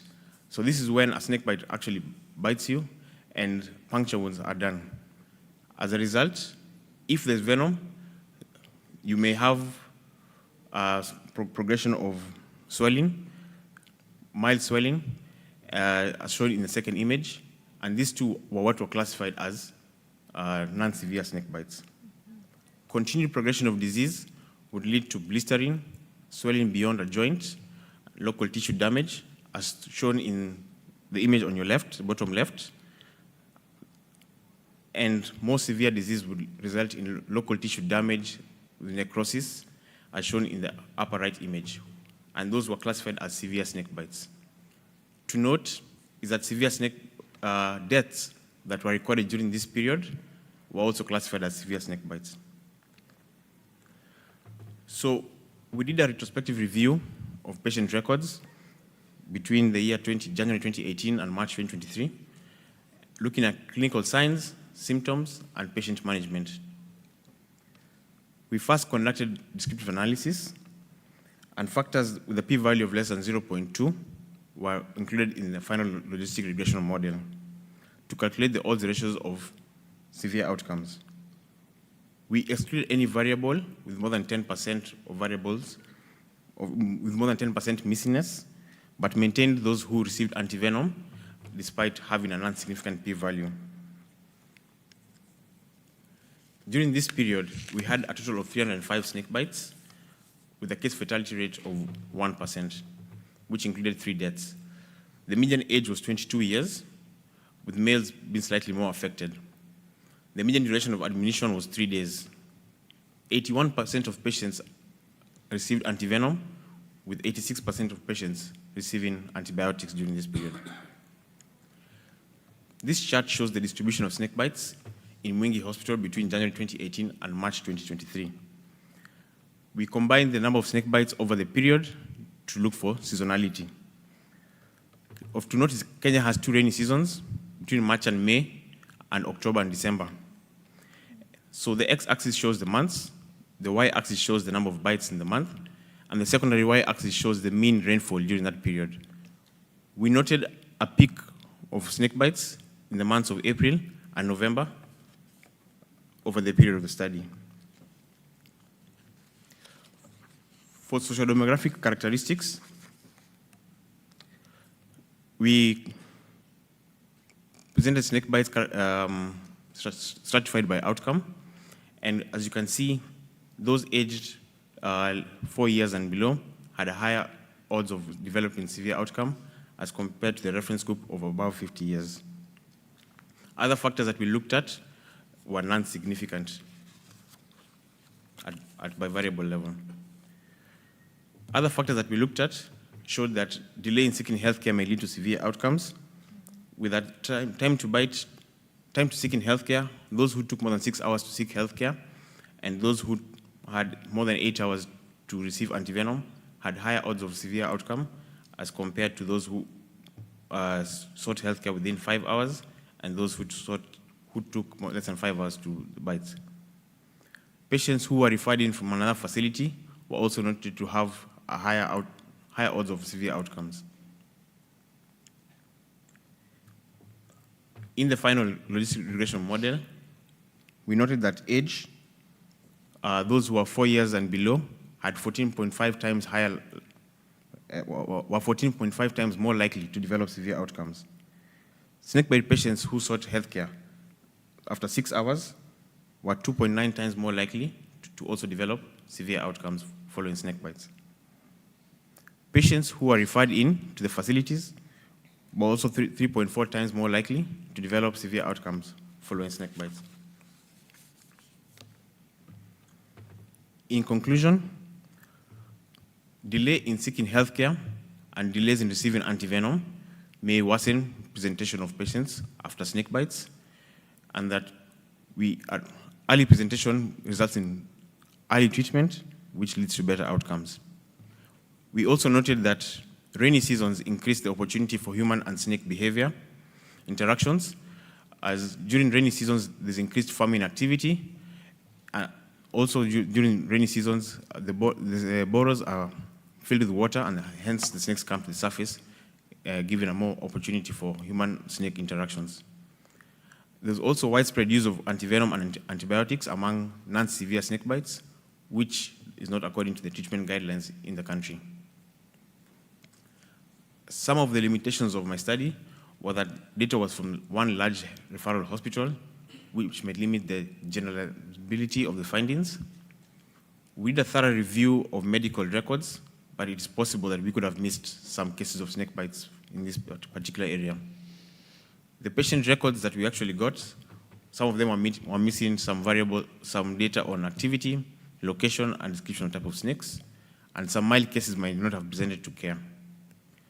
So we recommend widespread antivenom availability, but ensure training of healthcare workers to minimize side effects, health messaging and community engagement, so that community members can seek care early after experiencing snake bites, and this should be amplified during rainy seasons. We distributed snakebite guidelines to this facility and the surrounding health facilities, which at the time did not have these guidelines, and we recommended that we need to standardize and expand snakebite data collection in the country, and currently 4 high-barring counties are prioritizing retrospective data review in order to document our baseline levels so that in future we can be able to document the reduction. I'd like to acknowledge the staff of Kitui County, the Field Epidemiology and Lab Training Program in Kenya, the US Centers for Disease Control, Kenya. These are some of my references. Asante sana.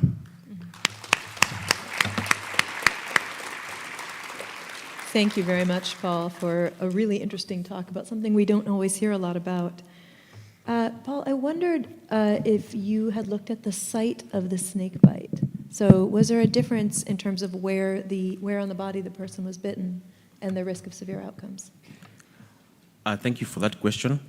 Yes, we did look at the site of bite, but there was no statistical association between the site of bite, though in terms of frequency, the lower limbs were more affected as compared to other sides of the body. Let's start at this side. Baoping? Hi, very nice presentation. I'm Baoping Chu. I'm the Director of Science Quality at CDC. I'm a former FETP resident advisor in Uganda, so this topic is very familiar. So I was wondering, you talk about these, like treatment. These are great recommendations. I was wondering whether you have any, like prevention, recommendations to prevent the bites. Pardon, intervention? Prevention. Or prevention for the bite? Yeah. Yes, so some of the recommendations that we did give was so in Kenya we have what we call community health promoters. These are people that are actually who work in the community. And what we have done is that in their training module, we have included snakebite prevention messaging in their training. So we hope that as they are going to be trained, they can be able to sensitize more community members about how to be able to teach community members about wearing shoes, avoiding walking at night in some dark areas, etc. So there's that kind of messaging that is currently being included in their training packages, and hopefully that will lead to better prevention measures. Thank you. Thank you. This side? Hi, Tim Doyle, former CDC FETP advisor. Thanks for a very interesting presentation. You found that delays in seeking care were associated with poor outcomes. And I'm wondering if you were able to kind of tease that apart a little bit. It seems to me that, delay in seeking care is also related to distance from a health center or, proximity to care. So were you able to look at some of the factors in, why they delayed seeking care? Thank you for that question. So a sub-analysis done of this data showed that patients who were paying out of pocket were more likely to delay in accessing care as compared to those who had some form of insurance. So that is one factor that we were able to tease out from this data analysis. But mostly distance to health facilities tended to be the main reason, being a very large county. Thank you. Great. Reina? Very good presentation. And it allows us to look at two things. One, you noted that there were increases in the number of snake bites during the 2 rainy seasons. But if I interpreted correctly, the graphic that displayed the odds ratio from your regression also suggested that snake bites during the rainy season were associated with a lower odds of complication or severe outcome. Can you explain a little bit of why you think that is? More bites during the rainy season, but those bites are not as severe as those in the dry season. Thank you for that observation.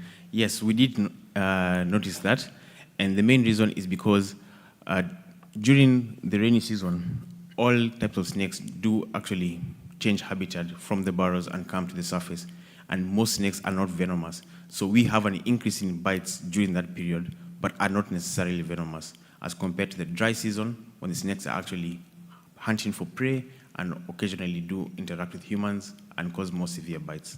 Thank you. All right, this side, please. Yeah, thank you very much. Nice presentation. I have a question regarding, the predisposing factor of related to time. So you have mentioned the bite seeking healthcare services less than 5 hours and more than 5 hours. So don't you think that you need to, stratify that data, because you have mentioned the type of snake, and our moderator has already discussed the, site of bite, and they may have, effect on your results. So have you stratified that data? Thank you for your question. So we did not stratify by types of snake, as we did not have that information from the respective data review. What we had mostly were descriptions of the type of snakes, and hence we're not able to accurately do that.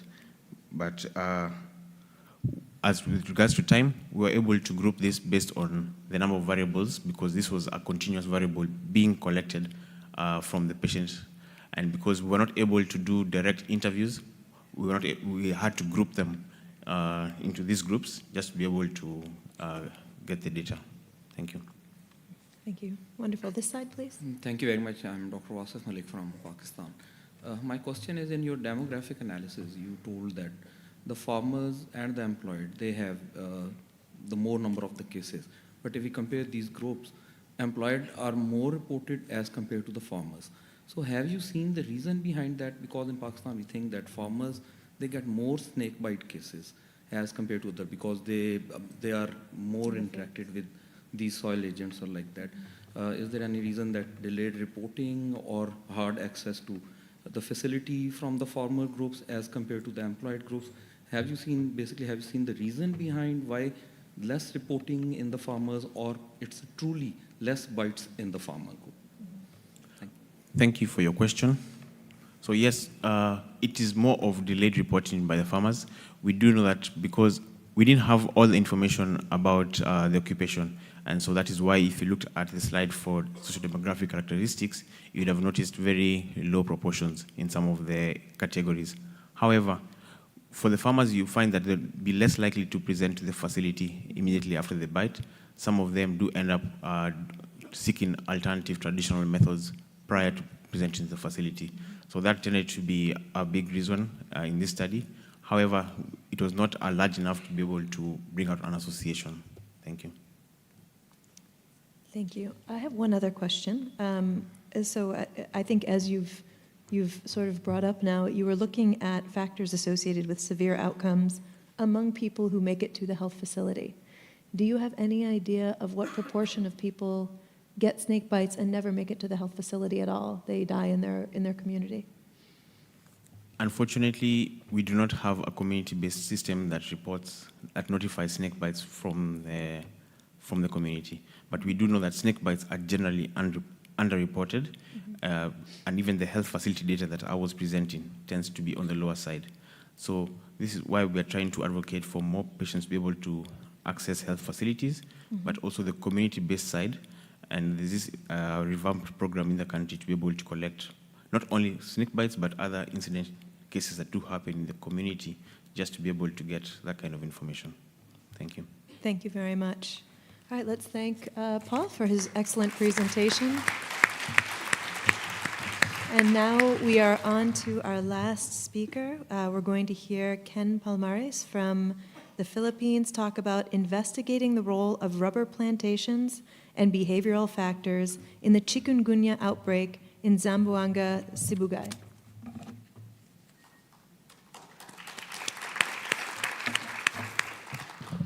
Welcome, Ken. Okay. Good evening. I am Ken Palmares, FETP Fellow from FETP Philippines. Tonight, I will be presenting my investigation on the role of rubber plantations and behavioral factors in the chikungunya outbreak in Zamboanga, Sibugay, Philippines.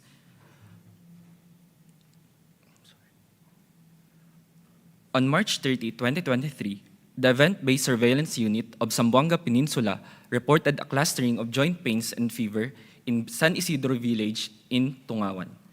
On April 12, a coordination meeting was conducted with appropriate agencies. And on April 17, our team was deployed to conduct an outbreak investigation. Our team was sent to answer the following objectives. First, to describe the epidemiology of the outbreak, and lastly, to identify risk factors associated with the outbreak. Chikungunya is a viral illness caused by the chikungunya virus, primarily transmitted to humans through the bite of infected Aedes mosquitoes, causing symptoms such as joint pains and fever. In the Philippines, it has been recognized as a public health concern for several years.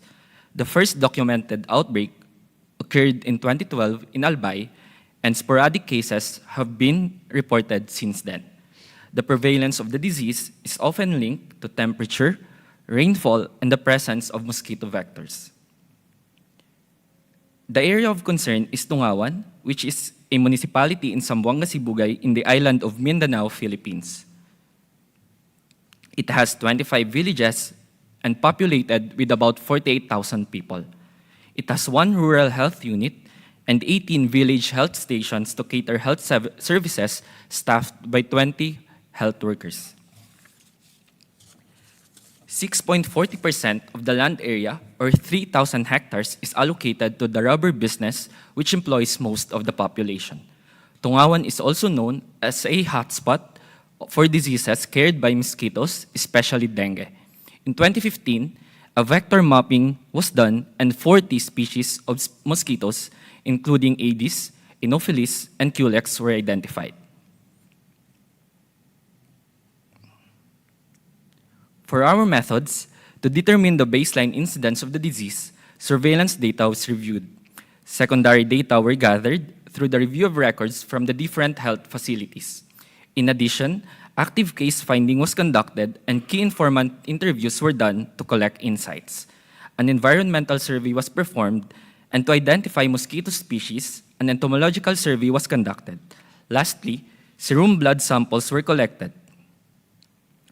The following case definition were adopted in this study. A suspect case was defined as a previously well individual who is a resident of Tungawan who presented with fever and joint pains not explained by other medical conditions from December 2022 to April 28, 2023. Meanwhile, a confirmed case was an individual who tested positive for chikungunya. For the results of our investigation, results showed that no chikungunya case was recorded in the previous years. A total of 86 suspect cases fit the case definition. In the early period of the outbreak, an intermittent pattern was observed. It was followed by a continuous pattern. A surge in cases was observed in the March 8 to 11 period. Every case had fever and joint pain with a median age of 32 years old. Ages range from 2 to 72 years old, and majority of the cases were female, and no deaths were reported. Our inquiry began with the first case that was ever reported. M1 was a biscuit product sales representative who traveled to Tacorong, Cagayan, and Pagadian where there were cases of chikungunya. M1 experienced fever followed by joint pains on December 17, 2022. After a week, his wife and son experienced the same symptoms. I1, another case, was from San Isidro village, visited their sick mother in Malungon, who was a neighbor of M1. I1 experienced joint pains and fever upon returning home. During our investigation, we also found out that it was raining in the two villages, especially in the afternoon. 2 out of the 25 villages were affected. The highest attack rate was seen in San Isidro. In our key informant interviews, The municipal nurse said that there was no regular entomological survey. The sanitary inspector said that no community cleanup drives were done. Rubber tappers also observed that there were a lot of mosquitoes in the rubber plantations. During the environmental survey, a sizable area of the rubber plantations was observed. Coconut shells were used to collect rubber sap from the rubber trees. In addition, it was noted that these coconut shells were not disposed properly after rain, resulting to accumulation of rainwater. Other observations were undisposed tires, uncovered water containers, and tree holes that can hold water. Entomological survey was conducted using the following formula. An area with house index greater than or equal to 5%, or Brutu index greater than or equal to 20%, and Pupae per person index greater than or equal to 1% is identified as high-risk area. Results showed that San Isidro and Malungon both has high indices for house index and Brutu index. Both Aedes species were seen in the area. Majority of the containers were drums, tires, and coconut shells. 178 serum samples were collected, of which 55 or 31% tested positive for chikungunya. Symptomatic cases were also tested for dengue NS1 and all tested negative. An unmatched case control study with a 1:1 ratio was conducted. Cases were defined as a suspect or confirmed case. Controls were defined as individuals without symptoms who tested negative for chikungunya. Controls were collected from neighbors and adjacent sub-village. 174 individuals with 87 controls and 87 cases were enrolled in the study. Bivariate analysis was performed and odds ratios were calculated. Based on the bivariate analysis, significant associations were found. Individuals with tree holes outside their homes are 11 times more likely to get disease. Those who store water uncovered are 4 times more likely to get the disease compared to those that covered their water storage.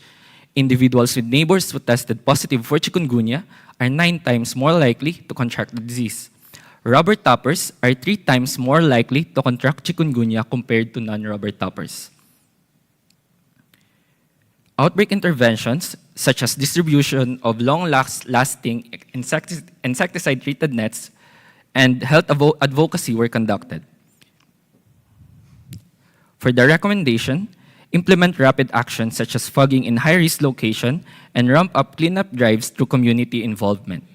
Enhance syndromic surveillance activities, improve cooperative and coordinative action to address vector-borne diseases. Provide training on reporting of Aedes-borne diseases. The findings of the study highlights the following. It focused on chikungunya risk factors in workplaces such as rubber plantation. To prevent transmission, targeted initiatives were performed by identifying major risk factors such as occupation, proximity to infected individuals, and environmental conditions.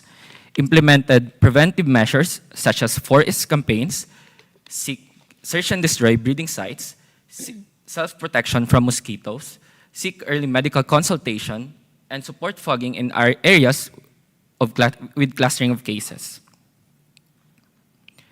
There was a chikungunya outbreak in the 2 villages of Tungawan. The outbreak showed a shift from the intermittent to continuous pattern, and the same pattern was observed in the same settings. People of all ages were affected, and high density of Aedes mosquitoes was noted in the 2 villages. Significant risk factors were identified, such as occupational, behavioral, exposure, and environmental factors. These are some of my references. And I would like to acknowledge everyone who helped me in this outbreak investigation. I would like to end my presentation by a reminder. Mosquito prevention is a community effort, and by working together to eliminate breeding sites, we can protect ourselves and our loved ones from mosquito-borne illnesses. Thank you.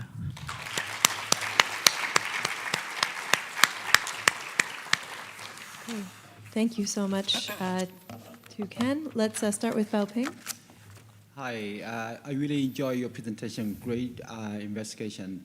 My question is that you have, looks like your epidemic curve suggests you have several generations of transmission. Mhm. So when was the case identified and why was it late? We were able to identify the first case during our active case finding because we saw the cases from the logbooks of the health workers of the villages. Since it was not reported to the municipality health office since they were not familiar with the case definition. So that's why some of the cases were reported late since when they knew about the case definition of chikungunya, that's when the time that they started reporting the other cases from their village. Thank you very much. Thank you.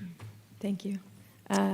David Sugarman. Very nice talk. David Sugarman, former resident advisor for Ethiopia and current team lead for measles and rubella here at CDC. My question was about your recommendation to use LLIN and if you had data to support that. I think of Aedes as typically a day-biting mosquito, but did you have information on the use of LLIN, long-lasting insecticide-treated nets, versus those did not use them to support that recommendation? Thank you. I will need to look on that one.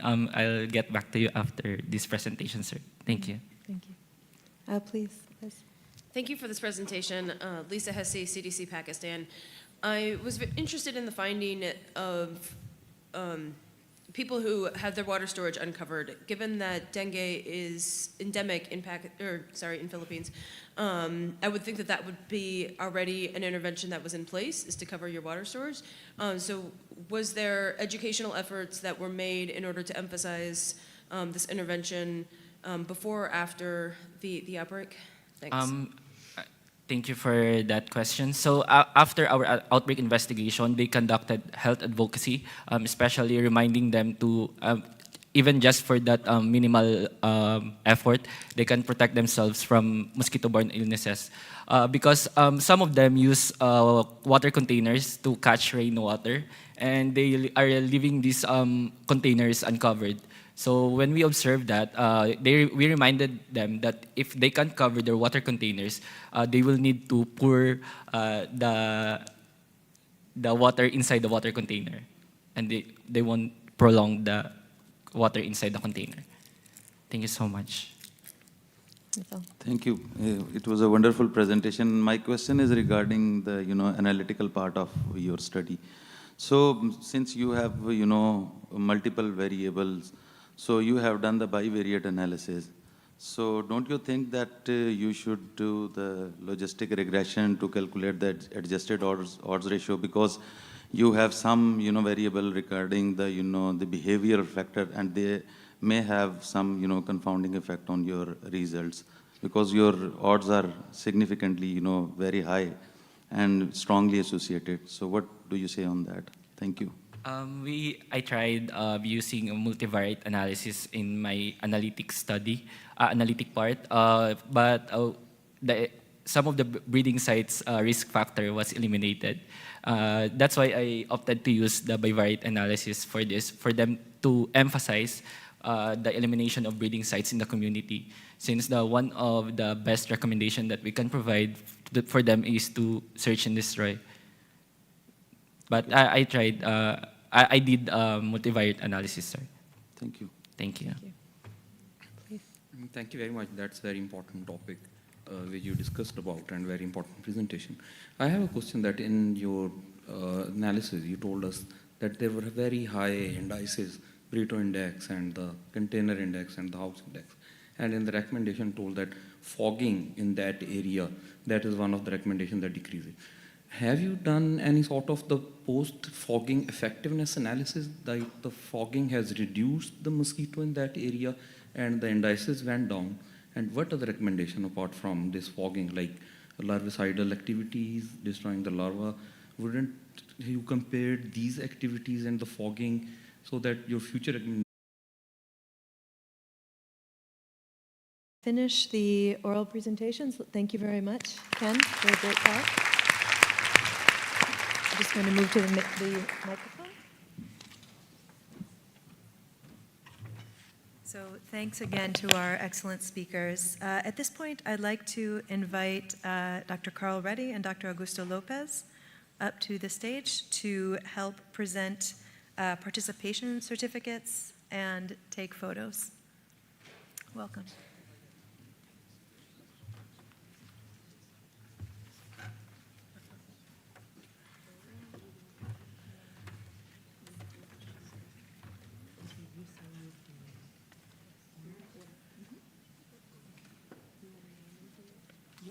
Because they're going to present everything.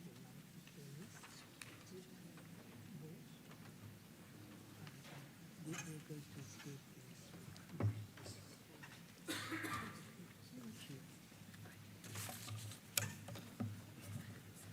So you, I think that you have to take this. Te puedes anunciar el nombre. Sí, por eso está. Te lo metes el certificado. If you want to read them, you can hand them to us. And then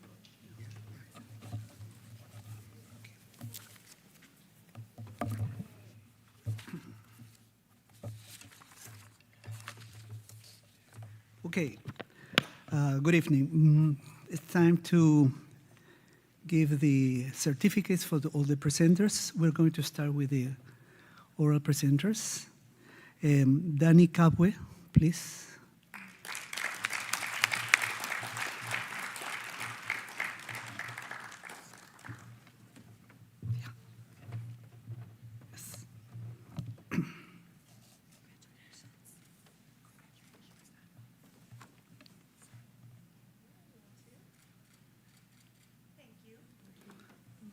Okay. Tendai Munetsi.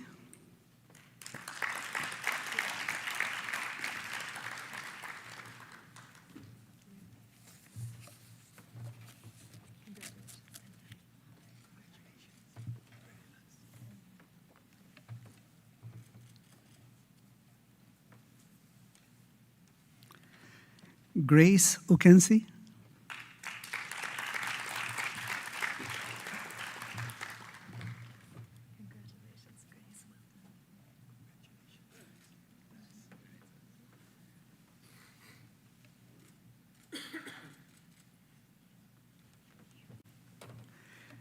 Marwa Adel Shafi.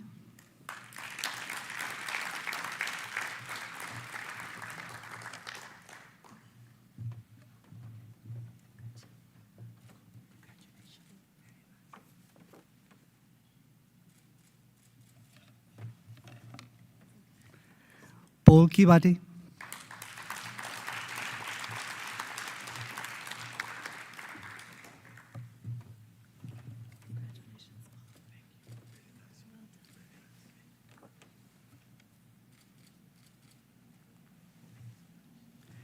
King Manuel Palmares.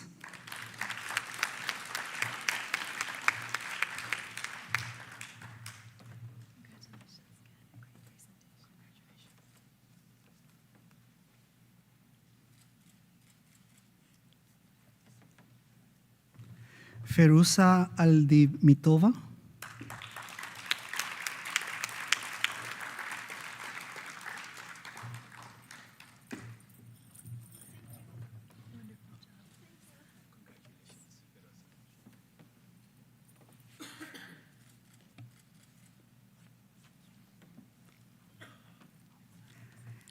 Amit Pritam Swain.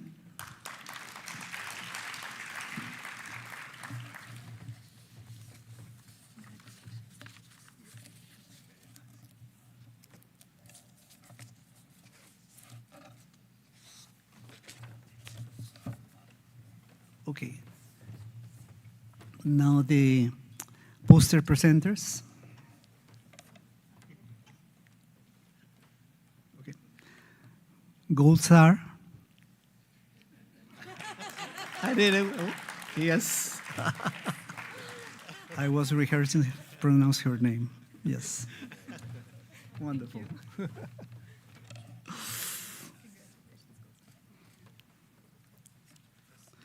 Ismat Jahan Buyan.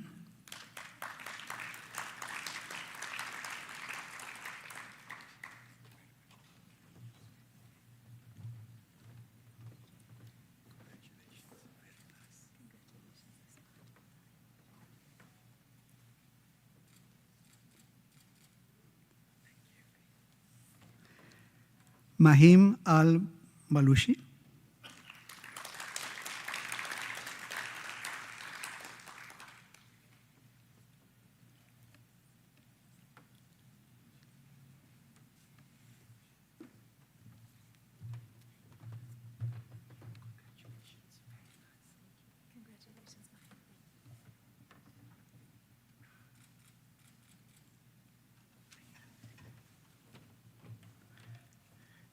Mary Washita.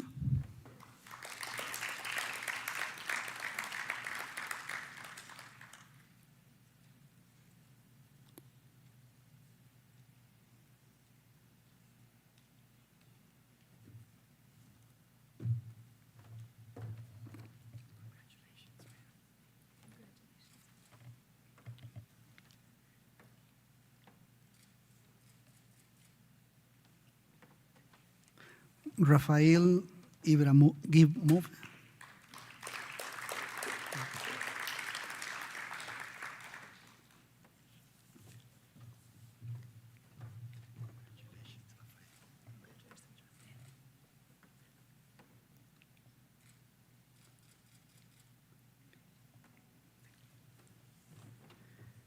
Siri Jacorn Tanasitisha.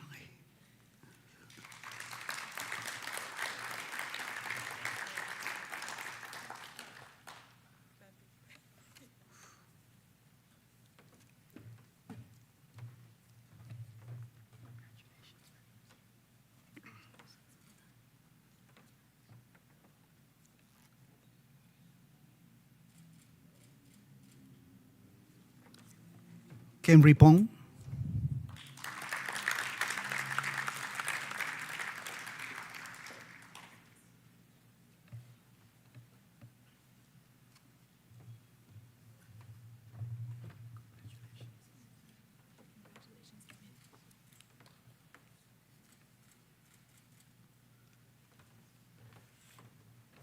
Safa Besi.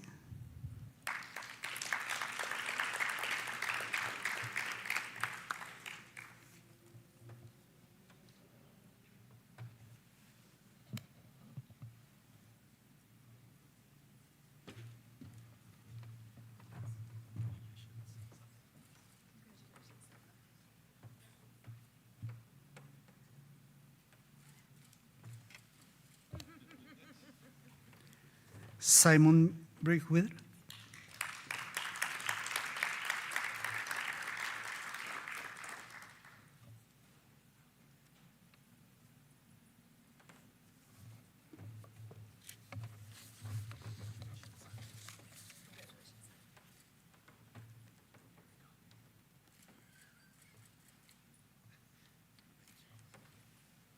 Ziyad Palbait.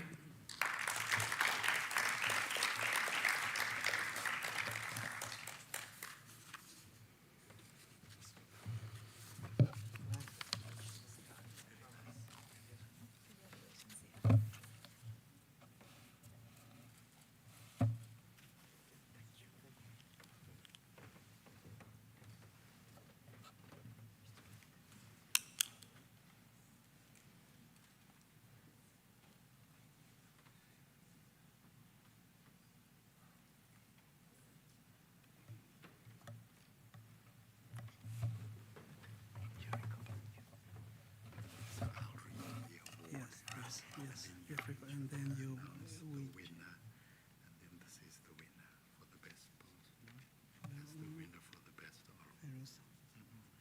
Okay.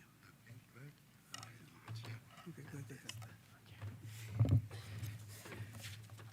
Okay, so we now have the Jeffrey Copeland Award for Excellence in Poster Scientific Presentation.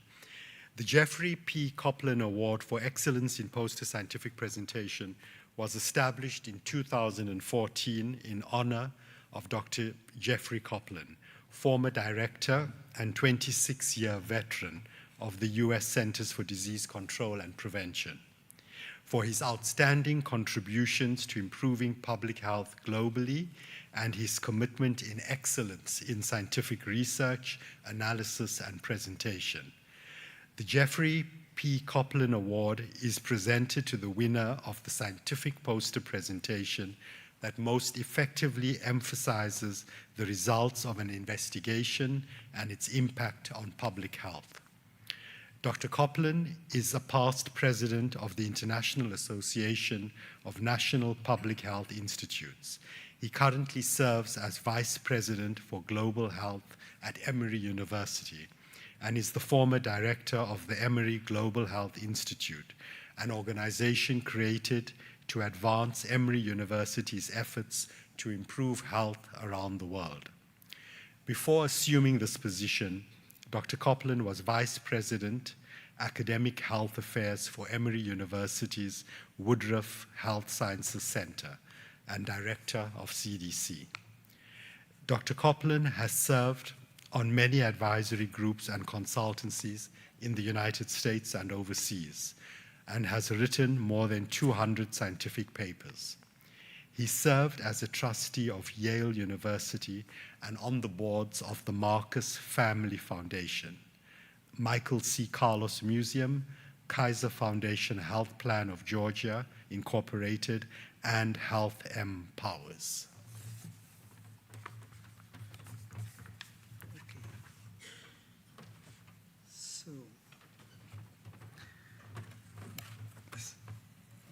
So the best poster goes to Simon Brinkworth.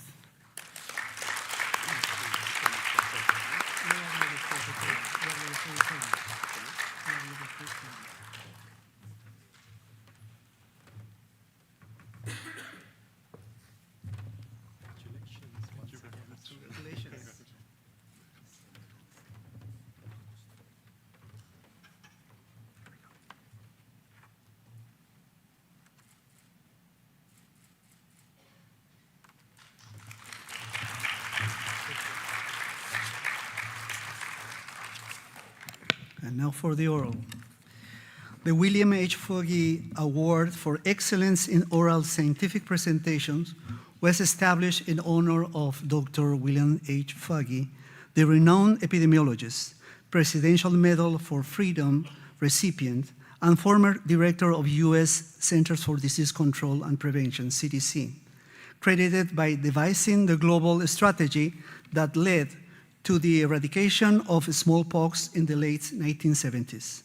The award is the highest FETP International Knights Honor presented for the best oral presentation. Dr. Foggy is an Emeritus Presidential Distinguished Professor of International Health at Emory University and served as CDC Director from 1977 to 1983. Dr. Foggy founded the Task Force for Child Survival, later renamed the Task Force for Global Health, and served as its executive director from 1984 to 2000.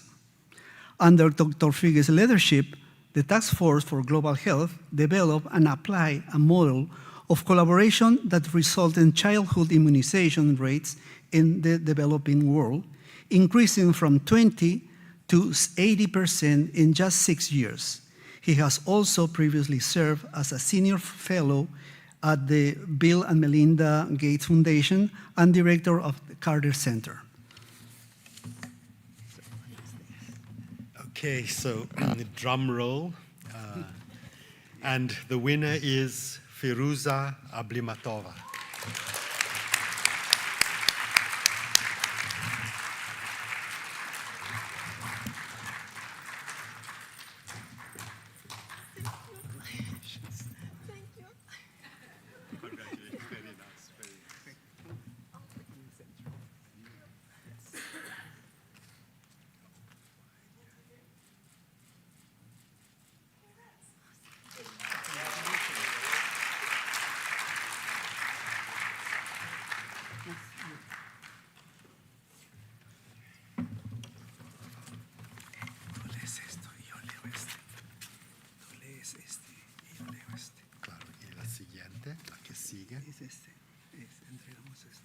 Okay.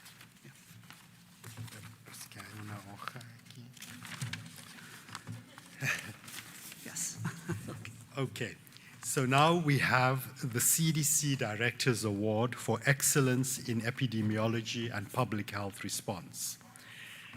This award is presented in recognition of significant contributions towards successful responses to public health emergencies, natural and man-made disasters, as well as disease outbreaks, etc. Nominees can include FETP or FELTP resident advisors who have provided leadership working as part of a response and have been successful in overcoming challenging circumstances. The award is also to recognize excellence in epidemiological practice or research and contributions that address a public health issue of major importance by applying epidemiological principles and methods. Nominations can recognize accomplishments that improved human health, made a substantial reduction in burden of disease, or represented innovations to public health practice based on epidemiological foundations or implementation of epidemiological approaches. Recognized contributions should be practical, explicit, and applied rather than theoretical or implicit. So, I'm proud to present this year's Director's Award for Excellence in Epidemiology and Public Health Response to the Uganda Public Health Fellowship Program, Field Epidemiology Track, and Laboratory Leadership Program. There were some very strong nominations this year. Uganda's nomination highlighted their role in response and control of the 2022 Ebola virus disease outbreak. This was the 6th Ebola virus outbreak in the country, which resulted in 142 confirmed and 22 probable cases. 87 patients survived, and case fatality was 39%. The Uganda Public Health Fellowship Program deployed 32 residents, 22 alumni, and 4 supervisors in response. Their response to this outbreak was very well organized and coordinated, comprehensive and detailed. Their critical response include line listing and contact tracing, setting up an alert desk, data management, emergency research, and mobile lab management. The response led to reduced mortality and containment of the outbreak in record time. Congratulations to the Uganda Public Health Fellowship Program for your impressive response.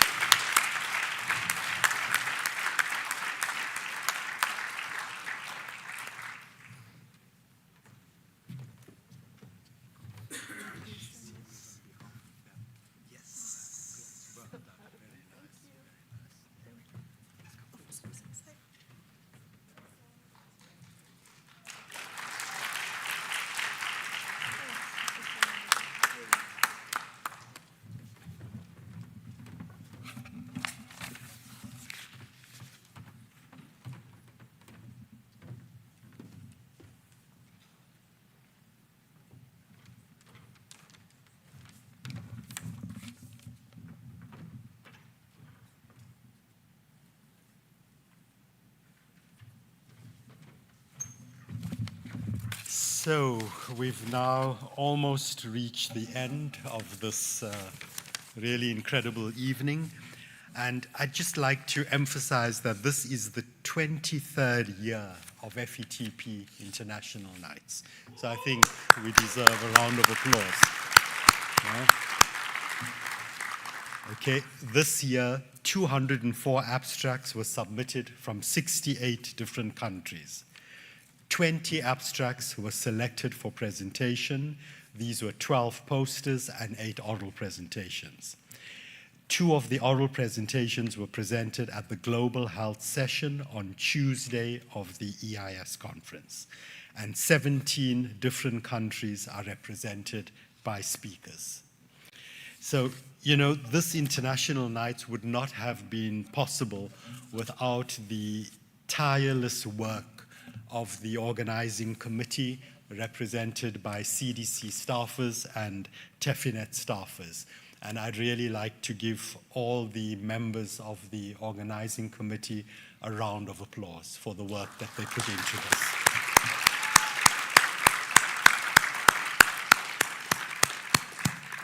And I'd really like to thank you, because you, our participants, also contribute significantly to making an international night an international night. So I would like the presenters and the moderators to please remain in the room for the photo session immediately after this. Thank you very much once again for your attendance and your participation. It is highly appreciated. Thank you.